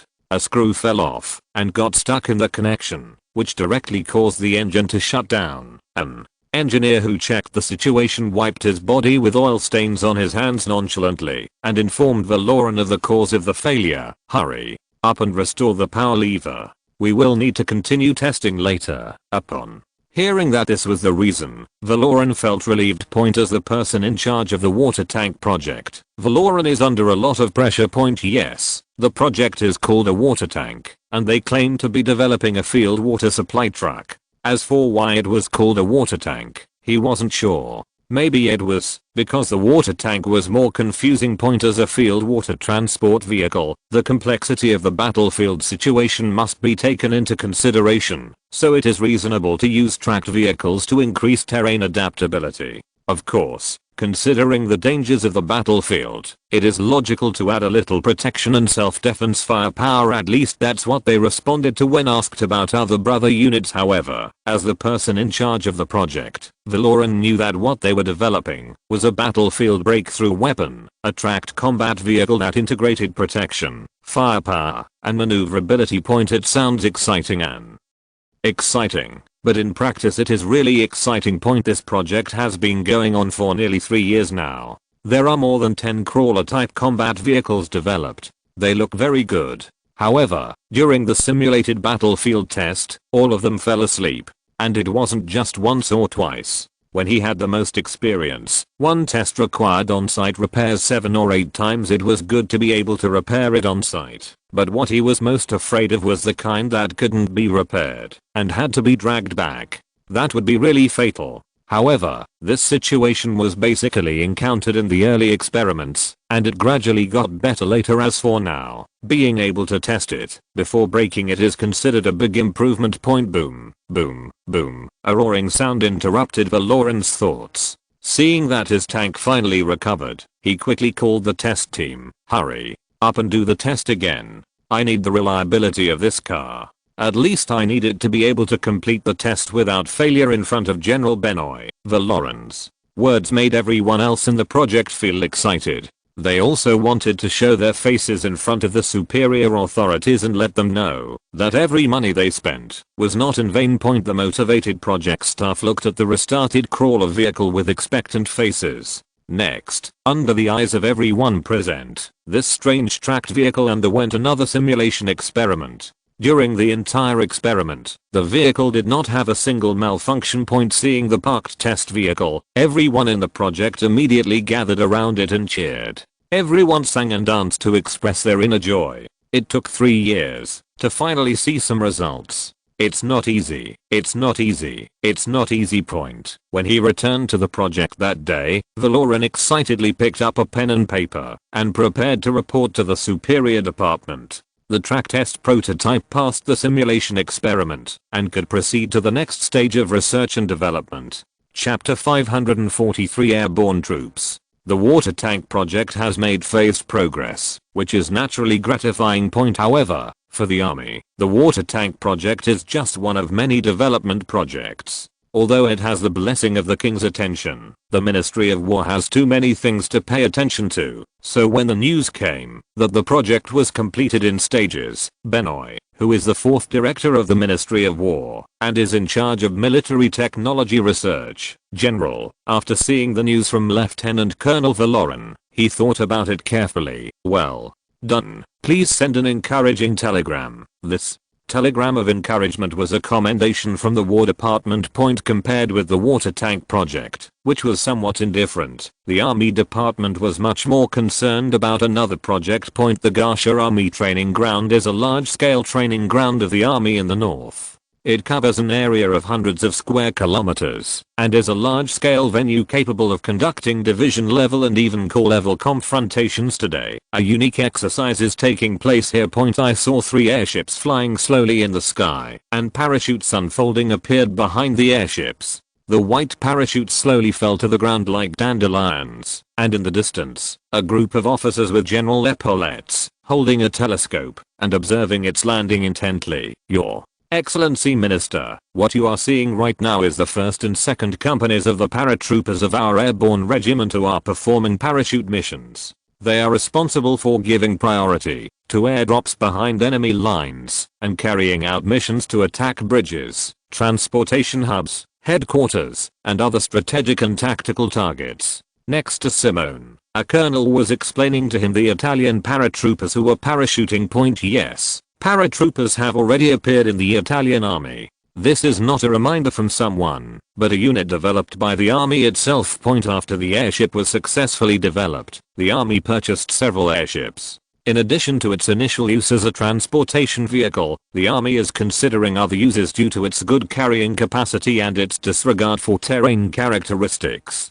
Among them, what excites the army the most is air-to-ground attacks and air transport of troops behind enemy lines to destroy and seize key points for ground attack. I had previously considered mounting artillery on an airship, but found it to be very unreliable. The recoil of the artillery was something the airship couldn't bear. Not many cannons could be fired without damaging the airship's frame. In the end, it was decided to use bombs to attack the ground point as for the airborne troops bypassing the enemy's defense line and attacking at its weak points. This has to do with the airborne troops in front of them. This unit was formed a year and a half ago and is headed by Colonel Higgs, who has the most ideas for airborne landings behind enemy lines in the army. Colonel Higgs has led the newly formed airborne regiment for a full year and a half of training. The airships in the hands of the army have been cooperating with his training for most of the time, and now they can finally be brought out to see the world.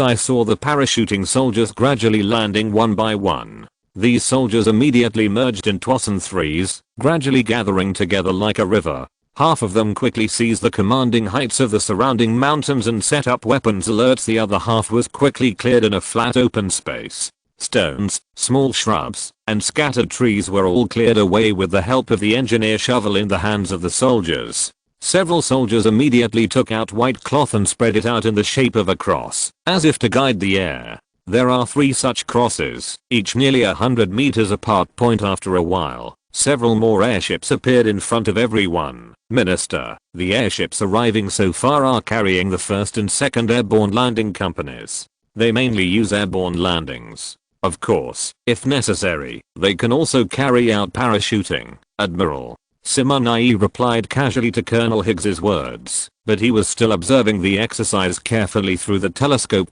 The airships arrived very quickly, and soon they came to the cleared airdrop site. 3 airships were seen slowly landing on the ground.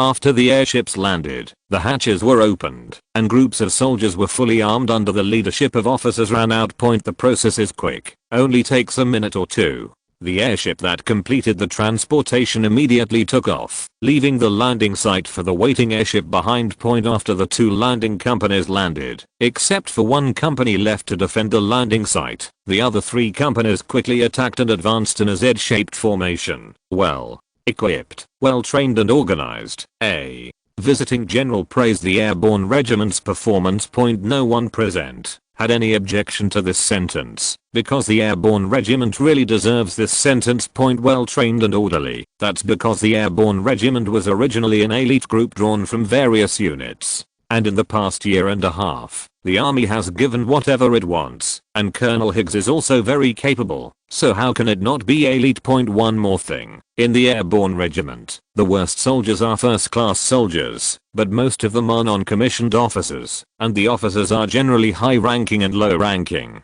The squad platoon leader is a 2nd lieutenant, and there are even 2 company commanders. Rank of major. The current situation is caused, on the one hand, to prepare for the expansion of airborne troops, and on the other hand, it is also closely related to weapons and equipment. Nowadays, airborne troops have more types of weapons, and have higher requirements for officers. So how high is it? A squad of airborne troops is equipped with 10 M88 Carcano rifles. That's right, lancers. Because of the airborne situation, longer rifles are not easy to carry, so shorter lances are used instead. In addition to 10 lances, a squad of airborne troops also has a reverie light machine gun. That's right, it's a machine gun. In this era, no national army assigned machine guns to squads. Nowadays, the equipment is basically at the company level of the equipment battalion, and the equipment is not even equipped to the platoon. The airborne troops are the first in history to use them directly in the squad in one step. In addition to 1 light machine gun for each infantry squad, the airborne troops are also equipped with 2 Maxim heavy machine guns at the company level.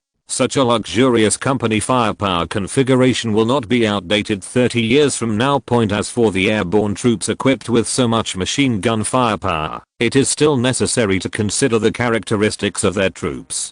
when fighting deep behind enemy lines. If the firepower is insufficient, it will be a waste, so sufficient firepower must be strengthened. In addition to machine guns, there are currently relatively few artillery pieces available to paratroopers.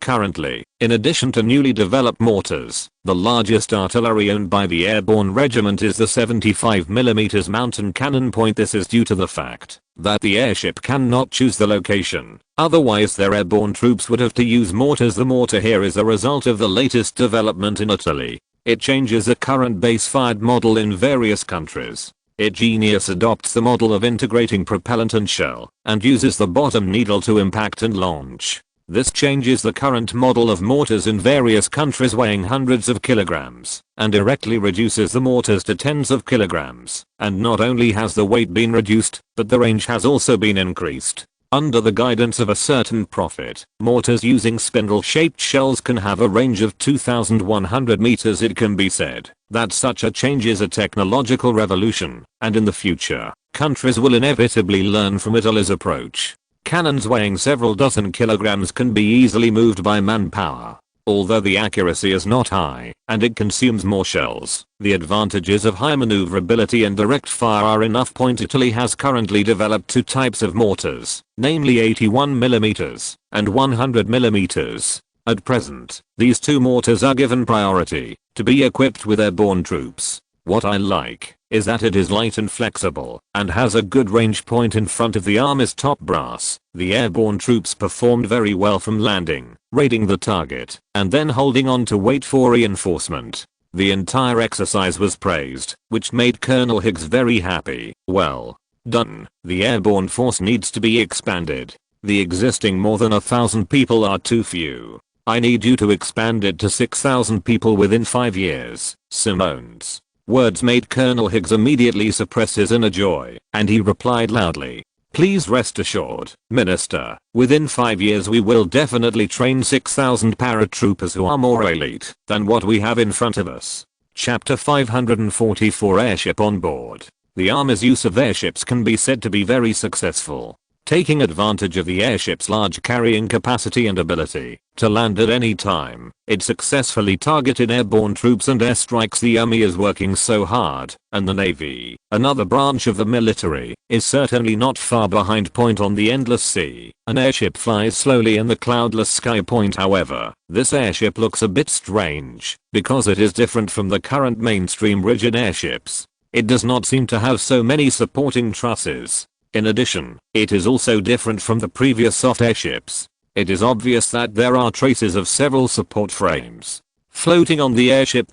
Semi-rigid airship, that's the word. A new airship designed to combine the advantages of both rigid and soft airships. As for why the Navy wants to combine the advantages of the two airships and develop such a semi-rigid airship, it is a long story. After the rigid airship showed its military role, the Navy has always wanted to study other roles of the airship. Its ability to stay in the air for a long time and its speed far higher than that of a warship have given the Navy various ideas about airships. Among them, using airships for reconnaissance missions is currently considered the best option by the Navy. Italy itself has a superior location, coupled with its surrounding islands, which greatly assists airships in maritime reconnaissance. However, although Italy is in a good location, the Navy is very ambitious. They believe that the Navy is an offensive branch and cannot only operate within the thousands of miles of sea area surrounding Italy. If it appears in other sea areas, it lacks the convenient detection method of airships.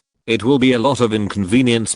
This is not because the Navy does not pay attention to the reconnaissance mission of light warships, but it is providing itself with more options. Besides, if you want to search for enemies in the vast sea, the more means, the better. It is actually not easy to get an airship on board a ship. Because of the incompressible nature of rigid airships, the cost of using airships at sea is very high. Think about it. A small reconnaissance airship is at least 60 or 70 meters long and more than 10 meters in diameter. What's even more terrible is that the rigid airship cannot be disassembled, which means how big the ship must be to carry such a rigid airship, not to mention the need to consider keeping up with the speed of the warship, as well as its loading, lifting, replenishment and other aspects of the problem.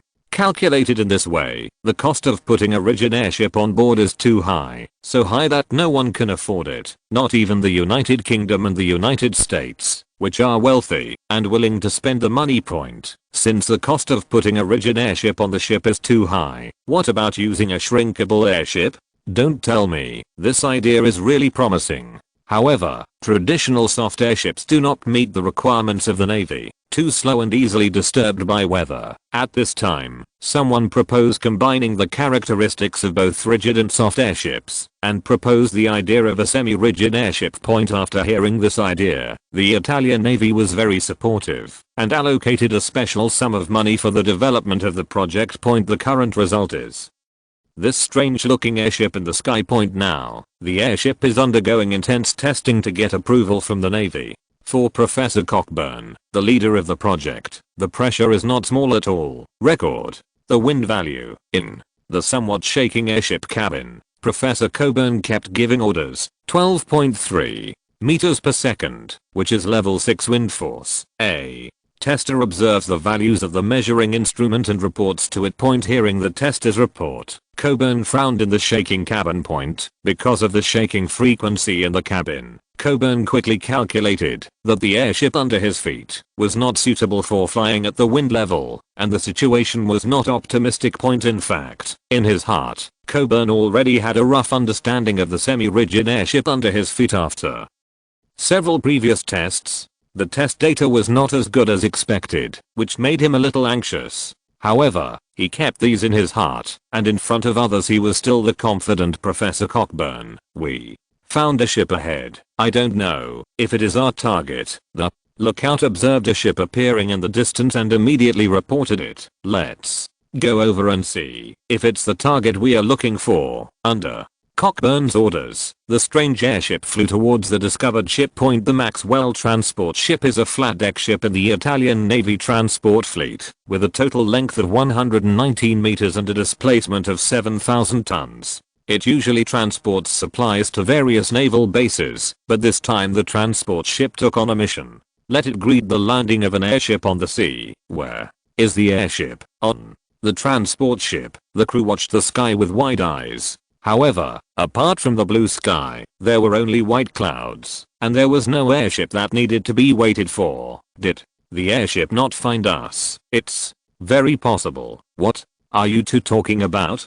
Don't you know the Navy's regulations? The two crew members who were scolded immediately turned into birds and beasts and scattered. There is an airship. I wonder if it is the one we are waiting for. A crew member with sharp eyes spotted a small black spot in the sky and reported loudly. Captain Enrique immediately took out his telescope and observed the small black dot that appeared in the sky. When he spotted the obvious signs on the airship, he immediately ordered the first officer beside him. It's the one we are waiting for, so everyone gets ready. With the captain's words, all the crew members on the Maxwell began to get busy. Some people pulled the rope, others installed the hooks, and some people took out flags and prepared to send out semaphores. These are all necessary preparations for the airship to land. Soon this strange airship came over the ship. Several cables were thrown from the sky and were immediately caught by the crew below and hung on the hooks. The landing of the airship is actually not complicated. It mainly relies on the operation of the airship itself. The ship only needs to park itself. Of course, docking at sea is more troublesome than on land, because the rocking of the ship needs to be considered, but the trouble is really only a little bit, but it just takes longer after the semi-rigid airship is docked. The next step is the final test, which is to reduce the size of the airship and place it inside the ship. However, since it is just an experiment now, the Maxwell transport ship does not have a cabin specifically designed to house the airship. So the simulations are all conducted in Class A under the supervision of the timekeeper. Half an hour later, this weird airship was divided into several categories. Airbags, cabins, engines, etc. were placed everywhere. The exhausted crew members can finally take a break. The disassembly was completed in half an hour. Professor Cockburn, who was also holding a pocket watch to keep track of time, put away the watch and watched as the Navy testers began to measure the volume of the disassembled airship. A total of 612.5 cubic meters. After Some measurements, the volume of the airship after splitting, was quickly calculated. As for why it is so big, it is simple, that the helium in the airbag is not discharged at all. It is said that the production cost of helium is very high, and no one dares to discharge it after using it once, so it has such a large volume. But this is settled. If calculated as a rigid airship, it would require at least double the space for placement. After the crew rested for a while, Professor Coburn, who was feeling a little anxious, said to the naval officer beside him, "Major O'Donovan, can we start assembling it?" "No problem, so." The crew members who had rested for a while stood up again in response to his orders, and under the guidance of several testers, they began to reassemble the disassembled airship. Unlike disassembly, assembly took longer. After more than an hour, the airship appeared on the ship again. Next, they will conduct a return test and return to the starting point. The results of this experiment were also quickly sent back to the Ministry of the Navy. Regarding the various data from the experiment, General Reynard of the Naval Equipment Department wrote down instructions. After looking at them for a while, stop continuing research on semi-rigid airships and seal all data. He will then inform Admiral Yager of the results. All the data of the semi-rigid airship are not as expected, and continued research will not benefit the Navy. Chapter 545 Star Engine. Although various research on airships have had successes and failures, this is normal. In this era of rapid technological advancement, testing new technologies is part of the military's daily work. For new technologies, not only the military is interested, but the government and Italian people are also very interested. The government introduced a new patent act as early as 1890. In addition to extending the patent rights to 30 years for new technologies developed by individual institutions, the government also reorganized the patent office. In addition to approving patents, the office also has enforcement powers over patent infringement cases. In addition, the penalties for patent infringement have also been increased. In addition to confiscation of illegal gains, the fine has also been increased from 1 million lire to 5 million lire for individuals, and from 3 million lire to 20 million lire for institutions. At the same time, the intensity of inspections has also increased. In the past 2 decades, the number of penalty cases for patent infringement has increased from 317 in 1890 to 429 now. Don't think it's a small thing. You must know that in the first 5 years after the bill was enacted, thousands of such cases were received every year.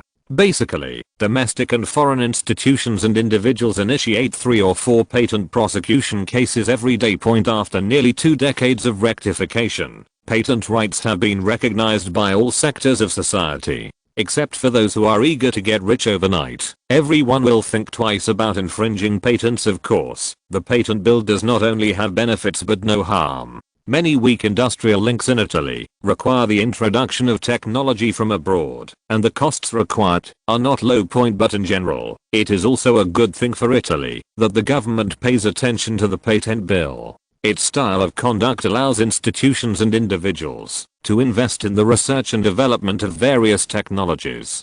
Driven by the patent bill, new technologies that Italy has researched in the past 2 decades have emerged one after another, among which electric power, petrochemical, and internal combustion engine technologies are the most outstanding.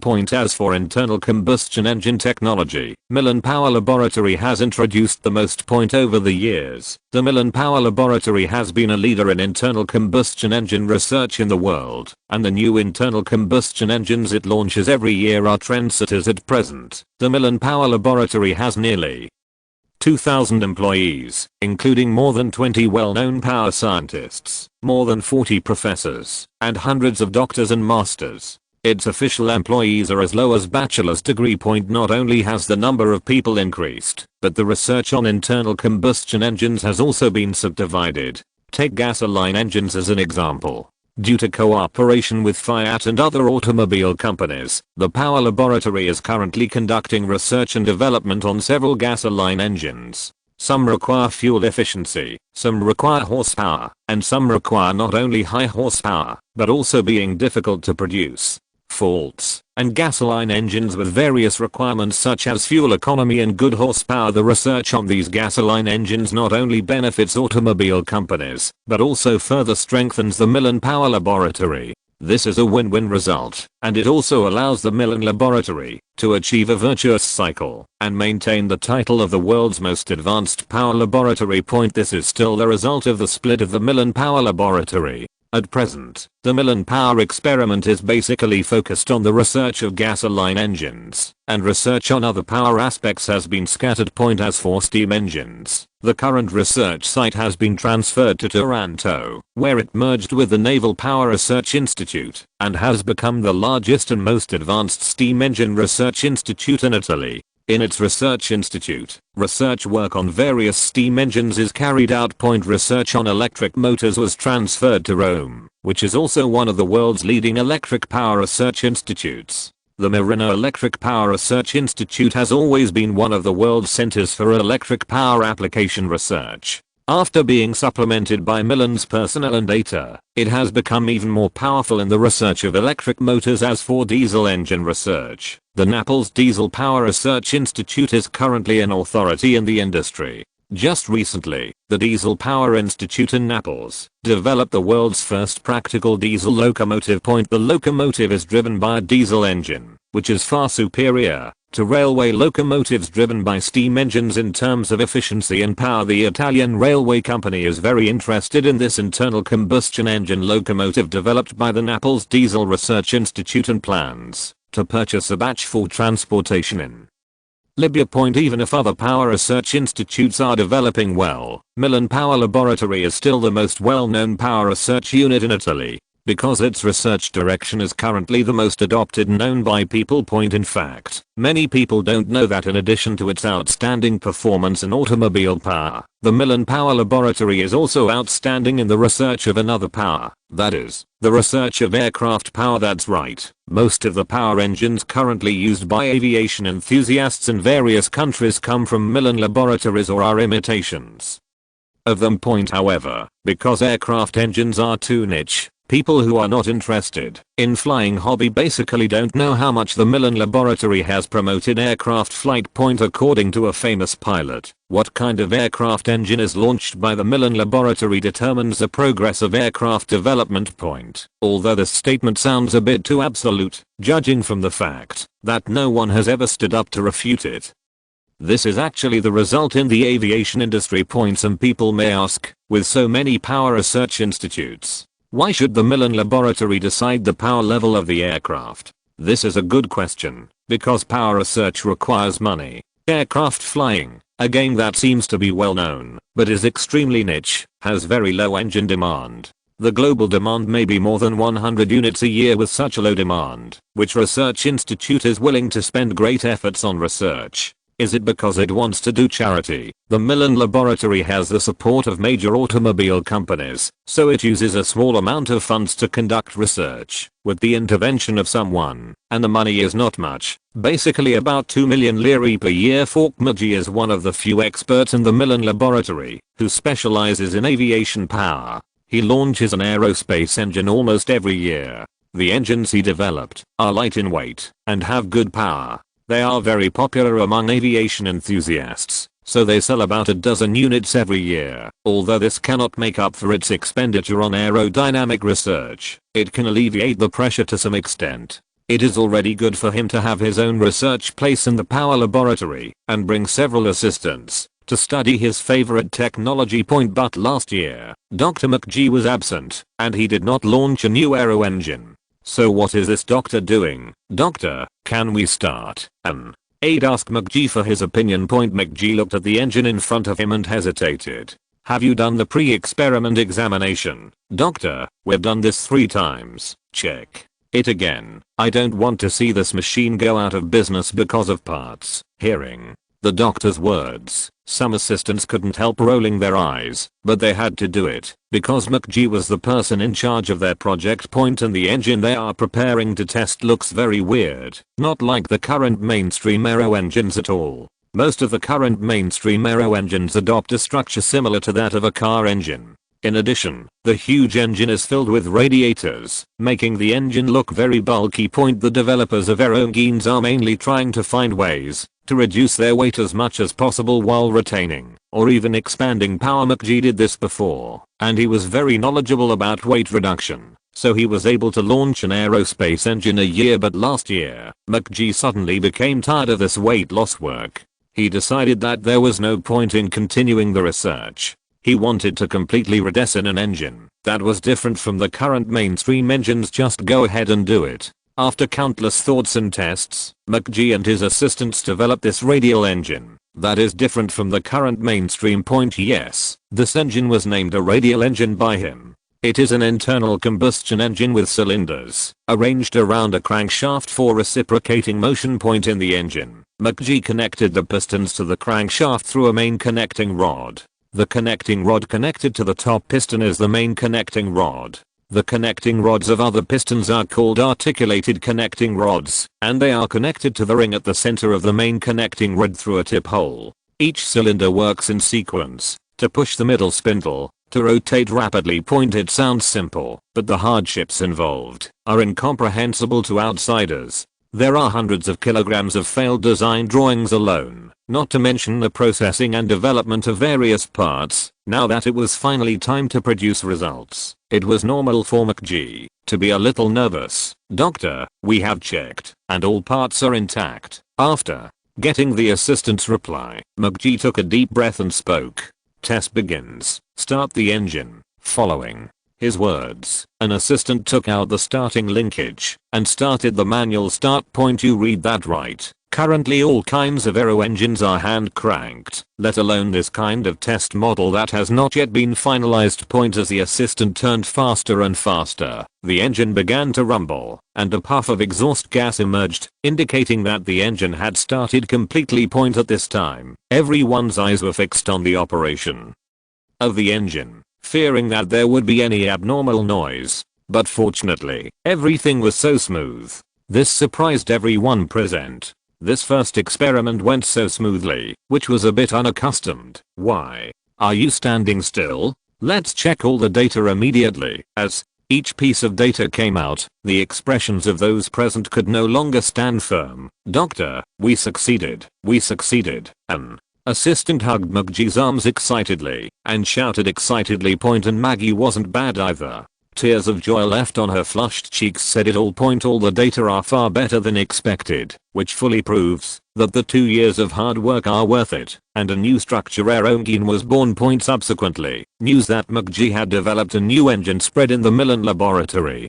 Chapter 546 Synthesis of ammonia. Saltpeter ore contains potassium nitrate and sodium nitrate, which are raw materials for making gunpowder, and are also an important source of agricultural fertilizers. For this reason, the importance of saltpeter mines has emerged, and the largest saltpeter mine in the world currently comes from the Pampas Desert in Chile. In the early years, war broke out between Chile and neighboring Peru and Bolivia because of this saltpeter mine. After a fierce battle, Peru and Bolivia finally recognized the facts and ceded the mine to Chile. Since then, the three countries have taken different paths, and Chile has also become one of the 3 strongest countries in South America. One can imagine how helpful the saltpeter mine was to Chile. Because of this, Chile also became one of the important partners of the British Empire, and the sales of saltpeter mines were dominated by the British. Other countries were dissatisfied with the British Empire's monopoly on the sale of saltpeter mines. Everyone is not a fool. How can we not know its intention? Attempts to monopolize the raw materials for gunpowder resulted in countries having to take their opinions into account when preparing armaments. For this reason, on the one hand, various countries put pressure on the British, trying to get a share of the pie, and on the other hand, they also tried to find ways to bypass the purchase of saltpeter mines. Among them, ammonia occupies an absolutely important position. Ammonia is a compound of nitrogen and hydrogen. It is a colorless gas at room temperature, has a strong pungent smell, and is easily soluble in water. Ammonia is also an important raw material for the manufacture of nitric acid, fertilizers, and explosives. Since ammonia is so effective, there are naturally many people studying the industrial extraction of ammonia. In 1795, Someone tried to synthesize ammonia at normal pressure, and later someone tried it at 50 atmospheres, but they all failed. In the second half of the 19th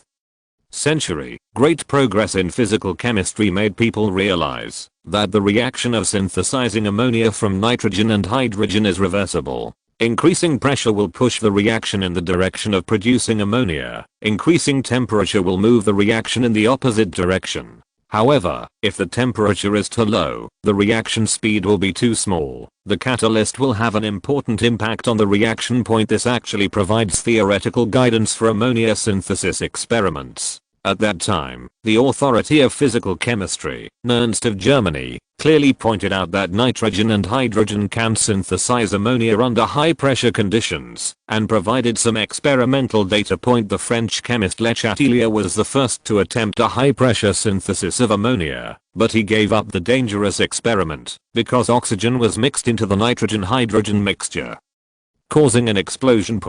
Although he gave up, someone still decided to continue the work. Fritz Haber was the one who decided to conduct experiments on ammonia synthesis. His experiments were somewhat different. He never blindly followed authority, but relied on experiments to test. After some precise experiments, Haber finally confirmed that Nernst's calculations were on point. Since it is wrong, he needs to correct it. After a long period of experimentation and thinking, Haber finally obtained a complete ammonia synthesis process. First, water vapor is blown over the hot coke to obtain a mixture of almost equal volumes of carbon monoxide and hydrogen. The carbon monoxide further reacts with water vapor under the action of a catalyst to obtain carbon dioxide and hydrogen.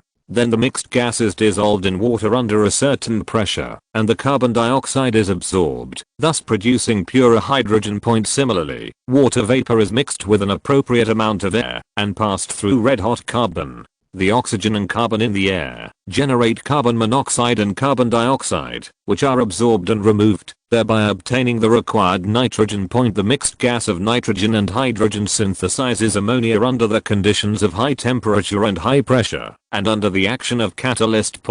But what kind of high temperature and pressure conditions are optimal? What kind of catalyst is best? This requires great efforts to explore. After continuous experiments and calculations, Hubble finally achieved inspiring results. This means that under the conditions of a high temperature of 600 deg.C, a pressure of 200 atmospheres and osmium as a catalyst, ammonia synthesis with a yield of about 8% can be obtained. A conversion rate of 8% is not high, and will certainly affect the economic benefits of production.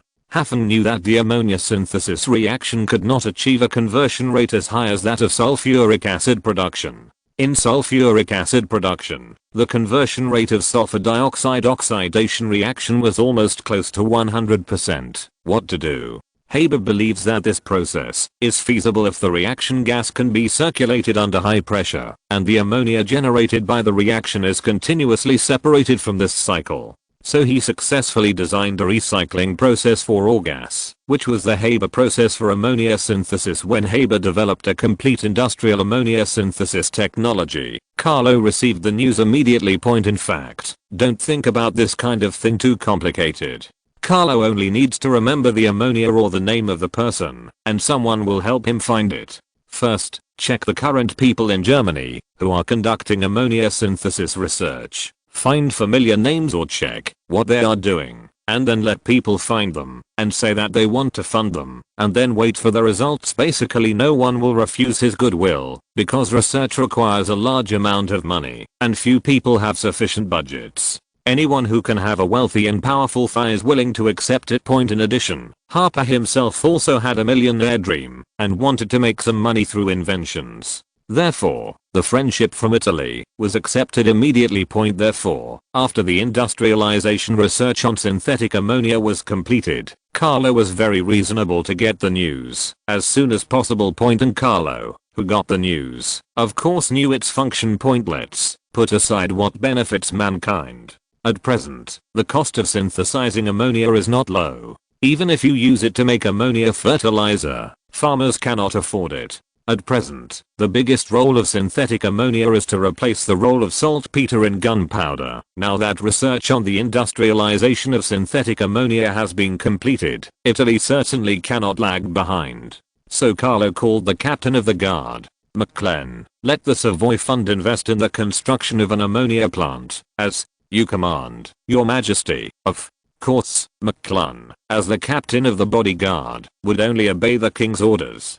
This was based on his experience as the captain of the bodyguard for many years. It was absolutely correct to read less, speak less, and listen more. In addition, let Haber come to guide the construction of the factory. Facing the king's words, McClellan spoke. Your Majesty, this may be a bit difficult. What's wrong? Isn't Haber unwilling to come? Carlo was a little surprised by the captain of the guard's words. He had read information about Haber.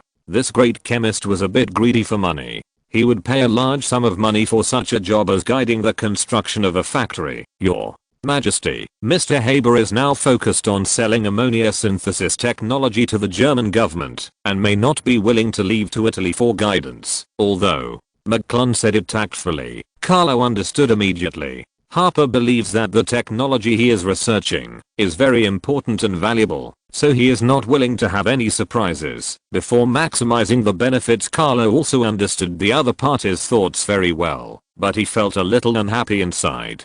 Could it be that the Kingdom of Italy could still make things difficult for him? But if it rains, my mother wants to get married, so let her be. If you don't want to come, just don't do it. Italy can just build its own ammonia plant.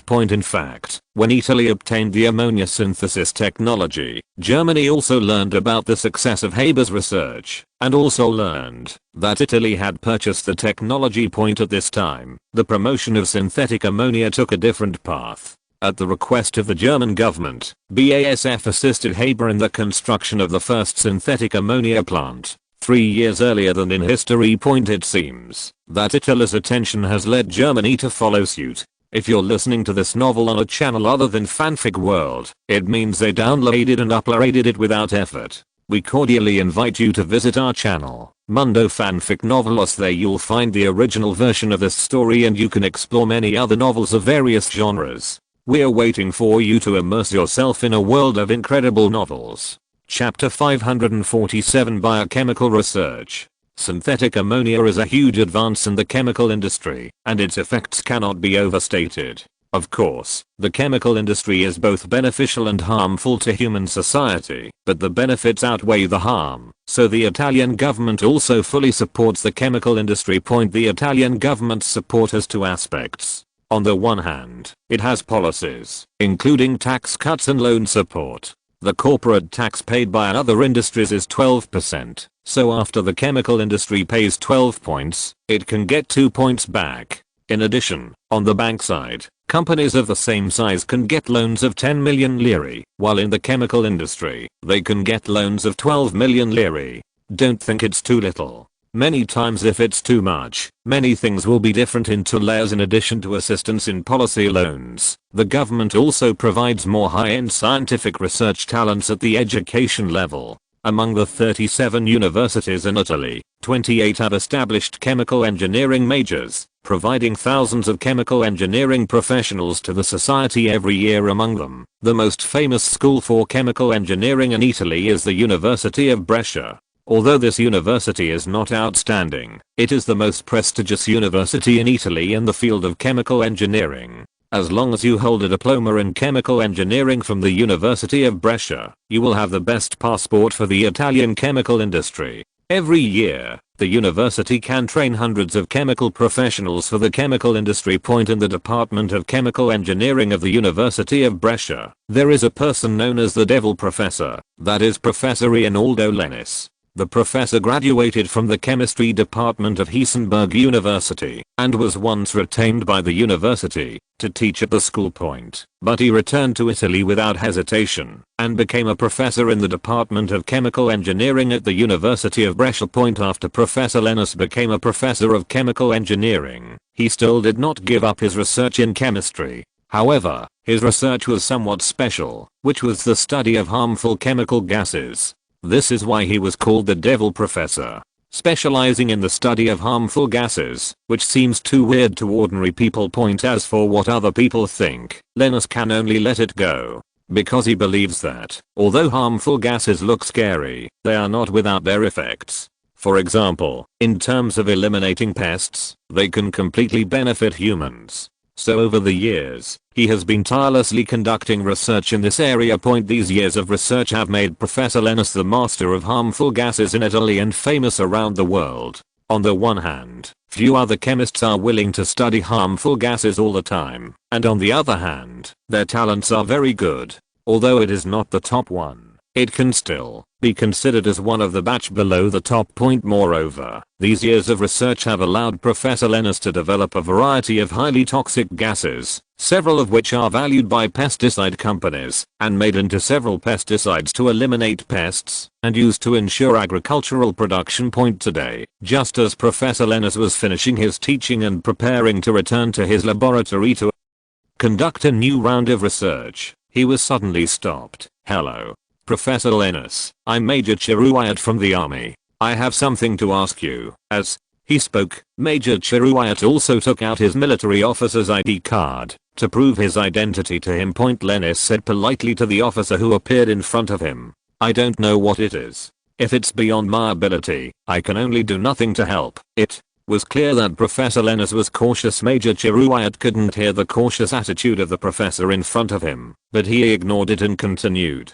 "Please rest assured, Professor, what I'm asking you for this time will definitely not be beyond your ability. It is the direction of your research and development. I would like to ask you about the problem of harmful gases." Upon hearing that the other party was looking for his own expertise, Professor Linus felt tight, indicating that the other party was really well prepared. But considering that public places were not the place to talk about such things, Linus decided to find another place. "Major, would you like to come to my office to talk?" "My pleasure." After a while, Professor Linus' office arrived. This office was not much different from other professors. It was a desk with a sofa, and then basically a circle of bookshelves filled with various books. Old books. Major Chiruayat didn't care about the furnishings of the office. He came to Professor Linus this time because he had something to consult. Speaking of which, a week ago, Major Chiruayat received a secret mission, requiring him to secretly recruit a group of people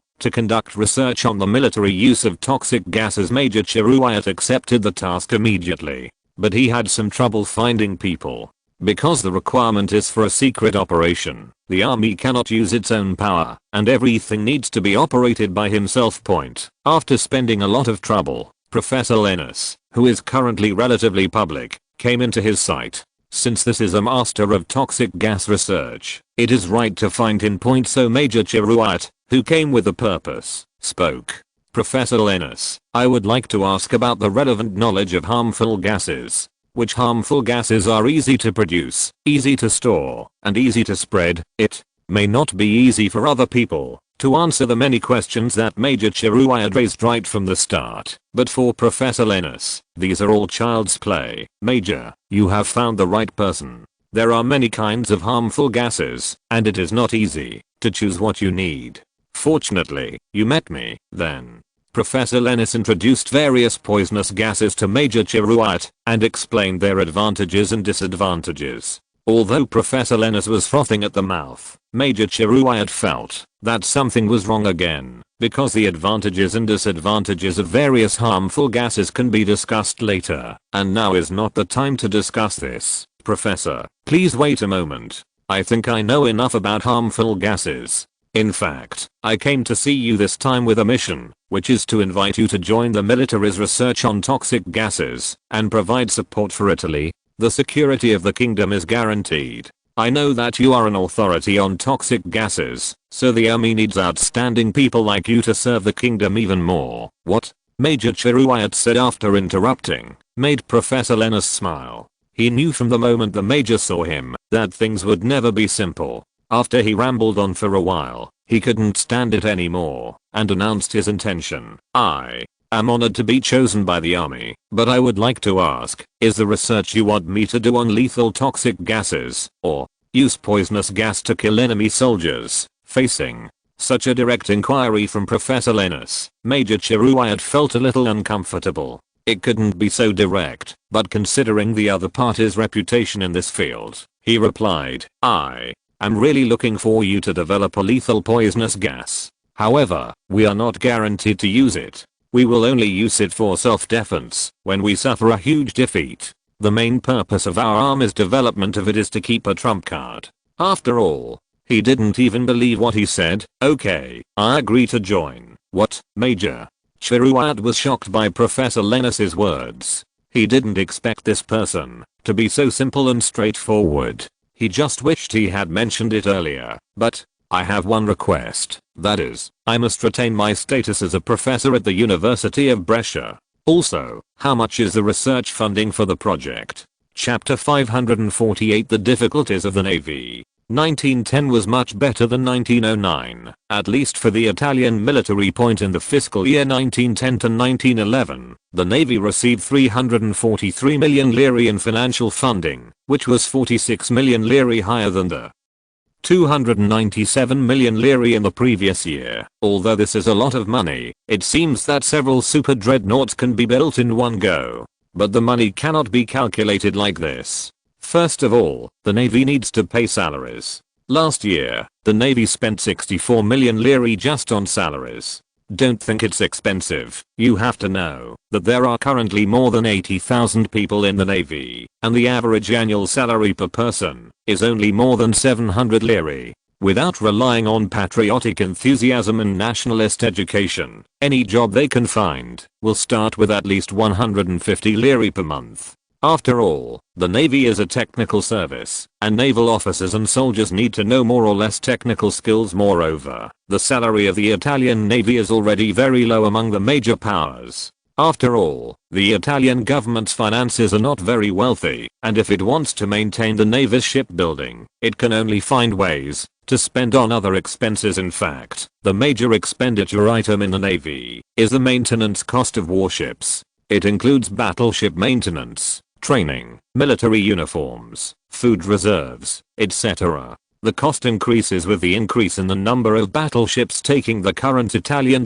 dreadnought as an example, the annual maintenance cost to ensure its combat effectiveness is 2.16 million lire. Last year, the Navy spent 79 million lire on the maintenance of warships alone. After all, the size of the Italian Navy currently ranks 4th in the world, second only to Britain, Germany and the United States. In addition, the Navy also has ammunition procurement costs, shore facility and equipment construction costs, fuel costs, and new technology research and development costs, and these costs are not cheap.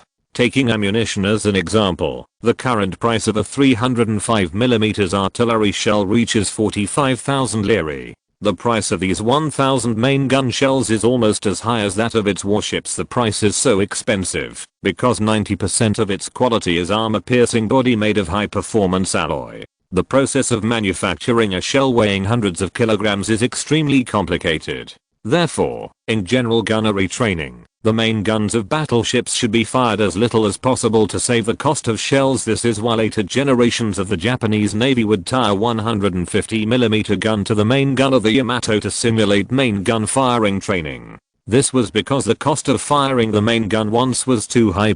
Last year, the Italian Navy spent 37.1 million lire on ammunition procurement. Most of this is the cost of small and medium caliber naval gun ammunition. In the Navy, naval guns with a caliber of 200mm or more are considered large caliber. In addition to the cost of purchasing ammunition, the purchase of fuel is also a big part. As long as the warship is started, it must use fuel, and anyone can calculate the fuel consumption of this kind of fuel that can produce thousands of horsepower daily. Training patrols of warships are very expensive. Oil is okay. The Navy can use heavy oil refined from diesel and gasoline, and its price is several times lower than gasoline and diesel. Although the efficiency is much worse than the above two, it is more expensive than cheaper. Who is so rich that they dare to use gasoline on warships? Japanese Navy. Please sit down. Oil is okay, but the efficiency of coal is much lower. So in order to ensure the performance of warships, navies of various countries choose the best anthracite point. Last year, Italy's fuel purchase cost was 12.6 million lire, the lowest in 3 years. In addition to these, the construction cost of land facilities is not low. The construction of land facilities is mainly the construction of military ports and docks, as well as various aspects of construction work such as various warehouses, oil storage tanks, dormitories, etc. At present, the Italian Navy has 54 military ports, including 26 third-level military ports, auxiliary military ports, which can berth all kinds of warships under 5,000 tons, and can carry out simple repair and maintenance work. 8 of them are restricted by conditions, and can only be berthed warships below 3,000 tons. There are 13 secondary military ports, which can berth warships below 10,000 tons, except for overhaul. There are 8 first-level military ports. All current warships can be berthed, but due to the capacity of the port, they cannot accommodate them all, and all repairs and maintenance work can be carried out. 6 special grade military ports can accommodate all main battleships, and can serve as anchorages for the Italian Navy. The construction and defense of so many military ports is not easy at all. Not to mention that many ports are dual use, both military and civilian, so there are more things to consider. Last year, the Navy spent 21.4 million lire on land facilities and equipment. More than half of these expenses are spent on defense. The construction of coastal defense facilities is very expensive. For example, the purchase price of a 305mm shore gun reaches 300,000 lire. This gun alone is not enough. You also need to build a fort to install it, and you also need to train officers and soldiers who can operate the gun. All of these require expenses. Therefore, at present, apart from the main ports in Italy, including the provinces of Libya and Albania, the only 305mm shore guns in Italy are Massour and Pontianak. The main reason is that not only is this gun expensive, but the shells are also expensive, and the Italian Navy cannot afford to use it. At present, 305mm is the ceiling for Italy's specially built shore guns. It's not that it can't be manufactured, but it's inappropriate. It's too expensive, and does not meet Italy's actual national strength. In fact, not only Italy, but also the maximum caliber of coastal defense guns in various European countries basically stops at 305mm. If there are any larger than this caliber, they are basically dismantled from warships and used as waste. In addition, because the Navy is a technical service, it needs to pay great attention to the trends of various new technologies. In addition to paying attention, new technologies that are beneficial to warships also need to be studied. In this regard, the Italian Navy is very generous. Even if the funds were so tight last year, it did not neglect the research and development of new technologies. Last year, a total of 23.5 million lire was allocated for the development of various new technologies. In addition, there are various small expenses, such as publicity, training and education, etc. These expenses add up to nearly 10 million lire. These expenses add up to 210 million lire, and these are essential expenses. Therefore, last year, the Navy could only spend nearly 90 million lire on shipbuilding. This price seems to be a lot, but do the warships still under construction in the dock need funding? More than 30 million lire was allocated for 3 of the Cava-class super dreadnoughts last year. In addition, other cruisers, destroyers, patrol boats, torpedo boats, submarines and special ships shared more than 30 million lire.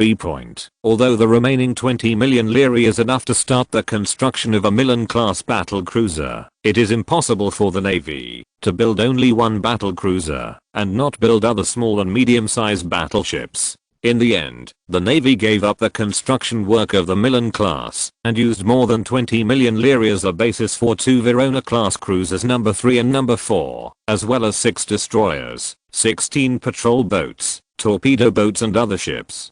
Construction costs among them. The Verona class cruiser is an improved version of the Piedmont class, which mainly improves its ocean-going capabilities. In addition, it also adds a twin-mounted 150mm main gun to its firepower. Of course, the displacement has also increased from the standard displacement of 5120 tons to 5800 tons. Since the power system has not changed, the speed has been reduced from 27 knots of the Piedmont class to 26.5 knots. However, officers and soldiers generally responded that the Verona class is more comfortable and has better wind and wave resistance than the Piedmont class. Now that I have more money at my disposal, Milan level battle patrols can be arranged. Chapter 549 Milan class battle patrol begins. Today, many people gathered in a large shipyard at the Venice Naval Shipyard. These people came to participate in a ceremony, the groundbreaking ceremony of the Milan-class first ship, the Milan Point. Speaking of which, the Milan-class battle cruiser also had a bumpy road. Construction was originally supposed to start in March last year, but who caused the Messina earthquake to suddenly break out in Italy? The earthquake caused more than 100,000 casualties and caused direct economic losses of 5 billion lire. Such huge losses require the Italian government to prioritize disaster relief, and the military's funding can only be reduced again and again. But now it's better. After taking a breath, the Italian Navy can finally find the funds to start construction of the Milan-class battle cruiser. To be honest, the Navy has mixed feelings about this Milan-class battle cruiser, because its construction cost is not low at all. The current Milan-class battle cruiser has undergone some minor changes compared to the previous one, mainly in the firing director and radio. In addition, in order to solve possible air defense problems, 18 40mm anti-aircraft guns have been added. This anti-aircraft gun is also a masterpiece of Italian military industry. In order to deal with possible attacks by enemy airships, the Italian military developed this anti-aircraft gun. This 40mm L/50 anti-aircraft gun has a maximum firing height of 85 degrees, a muzzle velocity of 714 meters, a maximum firing height of 4,500 meters, and fires 60 rounds per minute.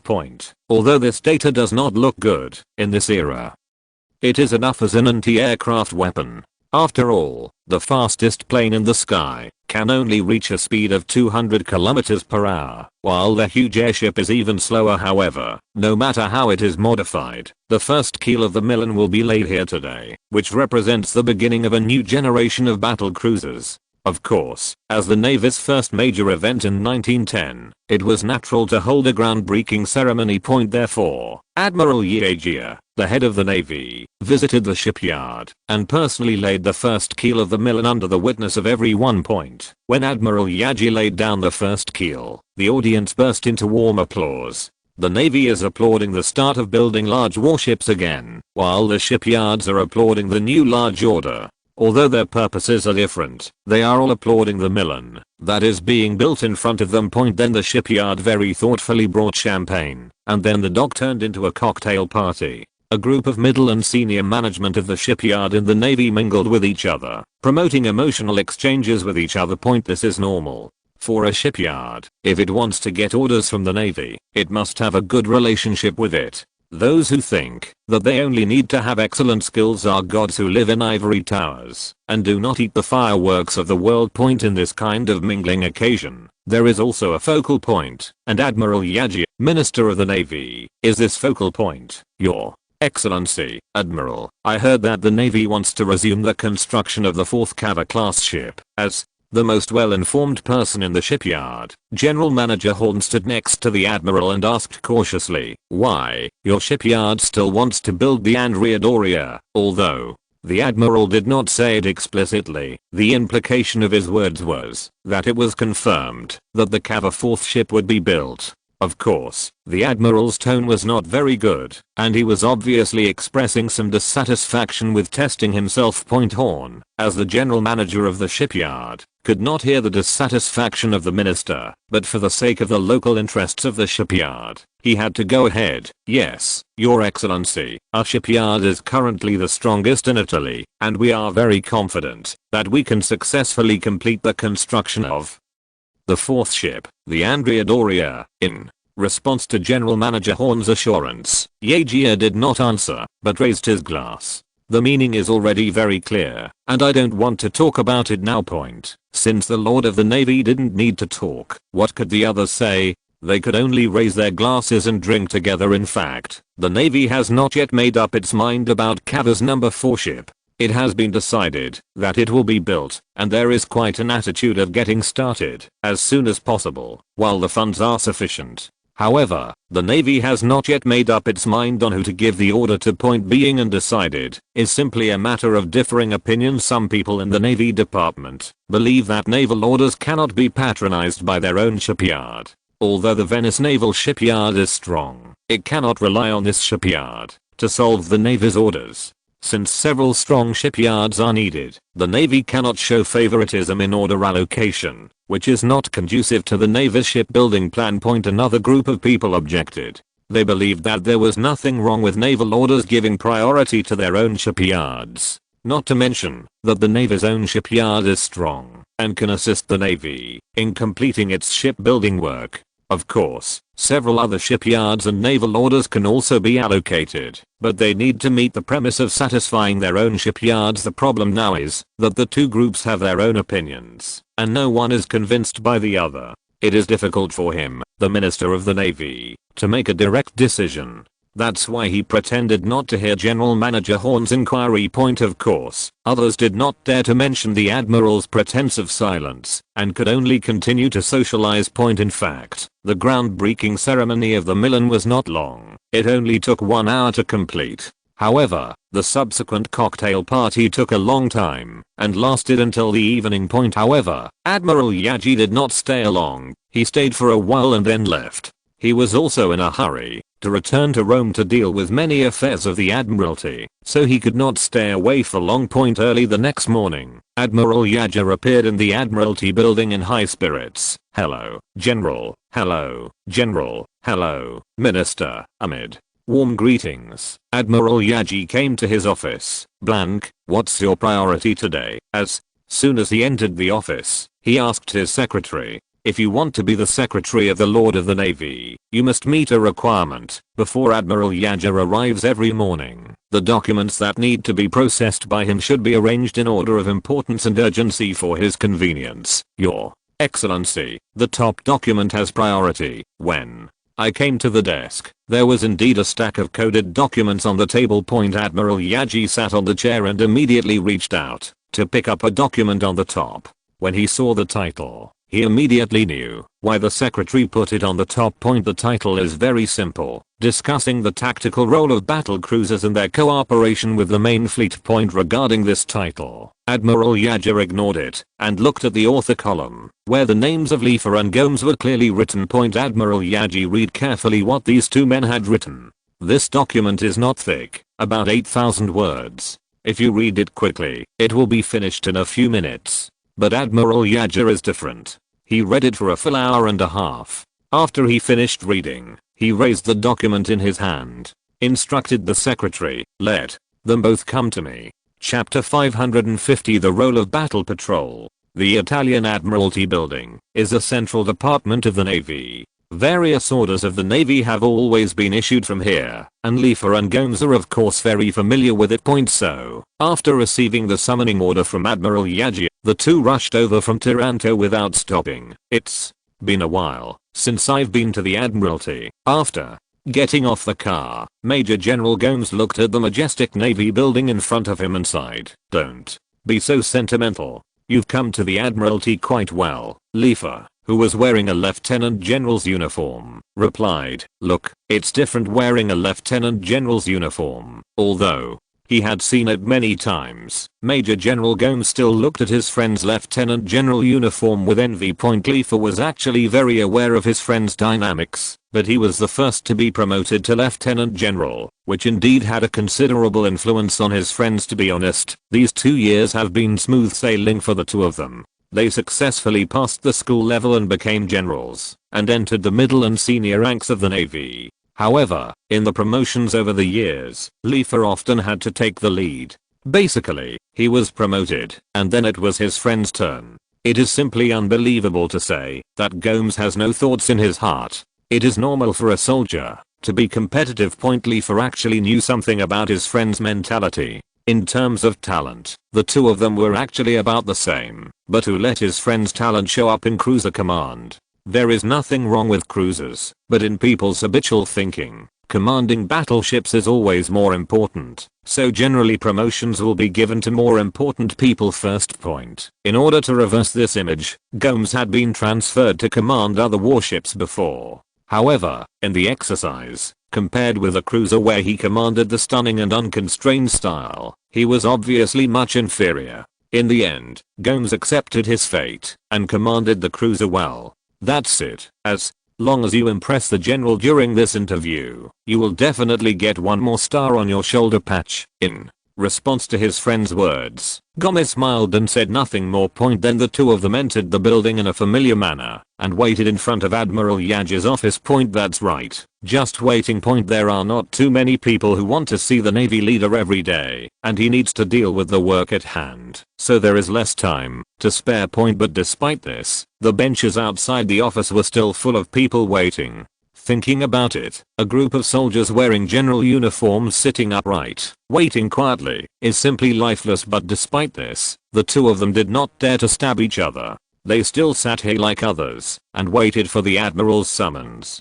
There were one or two acquaintances on the bench, but no one was prepared to say anything other than a glance to say hello. But they didn't wait long. After an hour of waiting, the two were called to the admiral's office by the secretary. Your Excellency, General. Facing the two people who came in, Admiral Agile wiped his face and cheered up. I have read your previous report on the battle patrol. This time I came here just to get a detailed understanding. Now tell me why you think the battle patrol will gradually be replaced in the future. Faced with Admiral Yaj's question, Gomes immediately spoke. Admiral, for the new class of battle cruisers, the strategic position they occupy is mainly intended to deal with the opponent's breakup engagements and maintain the security of the country's maritime transportation lines. In terms of tactics, the battle cruisers are used as formations to break through enemy's interception line and conduct forcible reconnaissance of the enemy. At this point, Gomes' tone changed. These are the advantages of battle cruisers, but there are also many disadvantages. First of all, battle cruisers are very expensive. Compared with battleships, with the same displacement, the price of battle cruisers will be 8-12% higher. In addition, the design at that time the battle patrol was intended to be an all-rounder, but after various tactical drill tests we conducted, we found that the battle patrol was unqualified in many aspects. For example, integrating it into the battle line. Our testing found that, if it is integrated into the battle line, to engage in artillery battles with enemy ships, a very embarrassing problem arises. Its high-speed design is wasted by joining the battle line. In addition, weak armor means the damage rate will increase dramatically. We have conducted simulation tests and found that its damage rate in artillery battles is 3 times higher than that of a battleship. Hearing this, Admiral Yaji looked unhappy. The battle cruiser that the Navy built with great efforts was directly said to be useless under the analysis of the two people in front of them anymore. The two of them were not blind, and of course they could see the admiral's unsightly expression. However, since they had already come, they would feel unhappy if the matter was not finished, so they had no choice but to continue. In addition, the number of battle cruisers also needs to be restrained. It is best to form a ratio of 3:10 with battleships. Because battle cruisers are expensive and require too much cost, it is not conducive to the development of the Navy. Then, the battle cruiser is cancelled. Which battleship should its mission be assigned to? At this time, the Admiral asked a key question. Since the battle patrol will disappear in the future, which unit will be replaced? The two of them knew that it was not easy to answer the Admiral's words, because although the question was about the future, it sounded like they could say it casually, but it was not easy to say it with reason and evidence. Fortunately, they came prepared. I think the role of the battle cruiser will be replaced by other ship types in the future. Among them, breaking through enemy interception and forcible reconnaissance will be easier from the air. First of all, its speed advantage is something that various warships cannot have. Of course, at present, aircraft also have limitations in use, so if they must be built, then we should choose high-speed battleships in addition. In terms of breaking engagements, I think the current use of battle patrols is not worth the gain. Its cost is high and the maintenance cost is high. it is somewhat inappropriate to send it to break engagements. The engagement breaking warship should focus on speed and endurance, and make appropriate adjustments in firepower and protection. After all, it is facing merchant ships, and the cost cannot be too high, otherwise we cannot afford the loss. The person who said this was Leifer, who was silent at first, and what he meant was the conclusion he reached after long discussions with Gomes. Agile fell into deep thought about these two words. Fast battleships are easy to understand, that is, battleships with battle cruise speeds. Although it is not easy to achieve, with the development of technology, everything will be possible in the future. In fact, within the Navy, the controversy over the role of battle patrols has not yet been settled. The most controversial thing is that the battle cruiser is currently the most expensive battleship. Although it can perform many tasks, it is not outstanding enough. As for its most important counterattack, Italy is not very easy to use due to its location, so it is normal to have internal disagreements. Moreover, a battle cruiser is so expensive, how luxurious it would be to use it as a battleship to break up engagements for the two people in front of him. Agile flashed a look of admiration and then spoke. I have learned your thoughts from your speeches, and I have other things to do next. Who could not understand such an obvious eviction order, so the two of them went out in a polite manner. Since the admiral didn't give an answer, how could they accomplish things like building and cancelling battle patrols in just a few words? After the two of them went out, Agile pulled out a design drawing of a battleship from his desk. This was a drawing of a battle cruiser. Its thick caliber indicated a 380mm main gun point. Yes, this is a battle cruiser designed based on the 380mm main gun that is still under development. Of course, this battle cruiser is still in the draft stage, but it does not prevent the admiral from enjoying it. But now the admiral glanced at it silently, then opened a drawer in the lower right corner and put it in. Judging from the dust stains on other items in this drawer, it was difficult to use this drawer. End of this chapter. Thank you very much for reaching the end. Don't forget to like. Looking for more exclusive content and immediate access? Subscribe to our Patreon. Remember, every like, subscription, or donation encourages us to continue. Thanks to everyone. See you in the next video.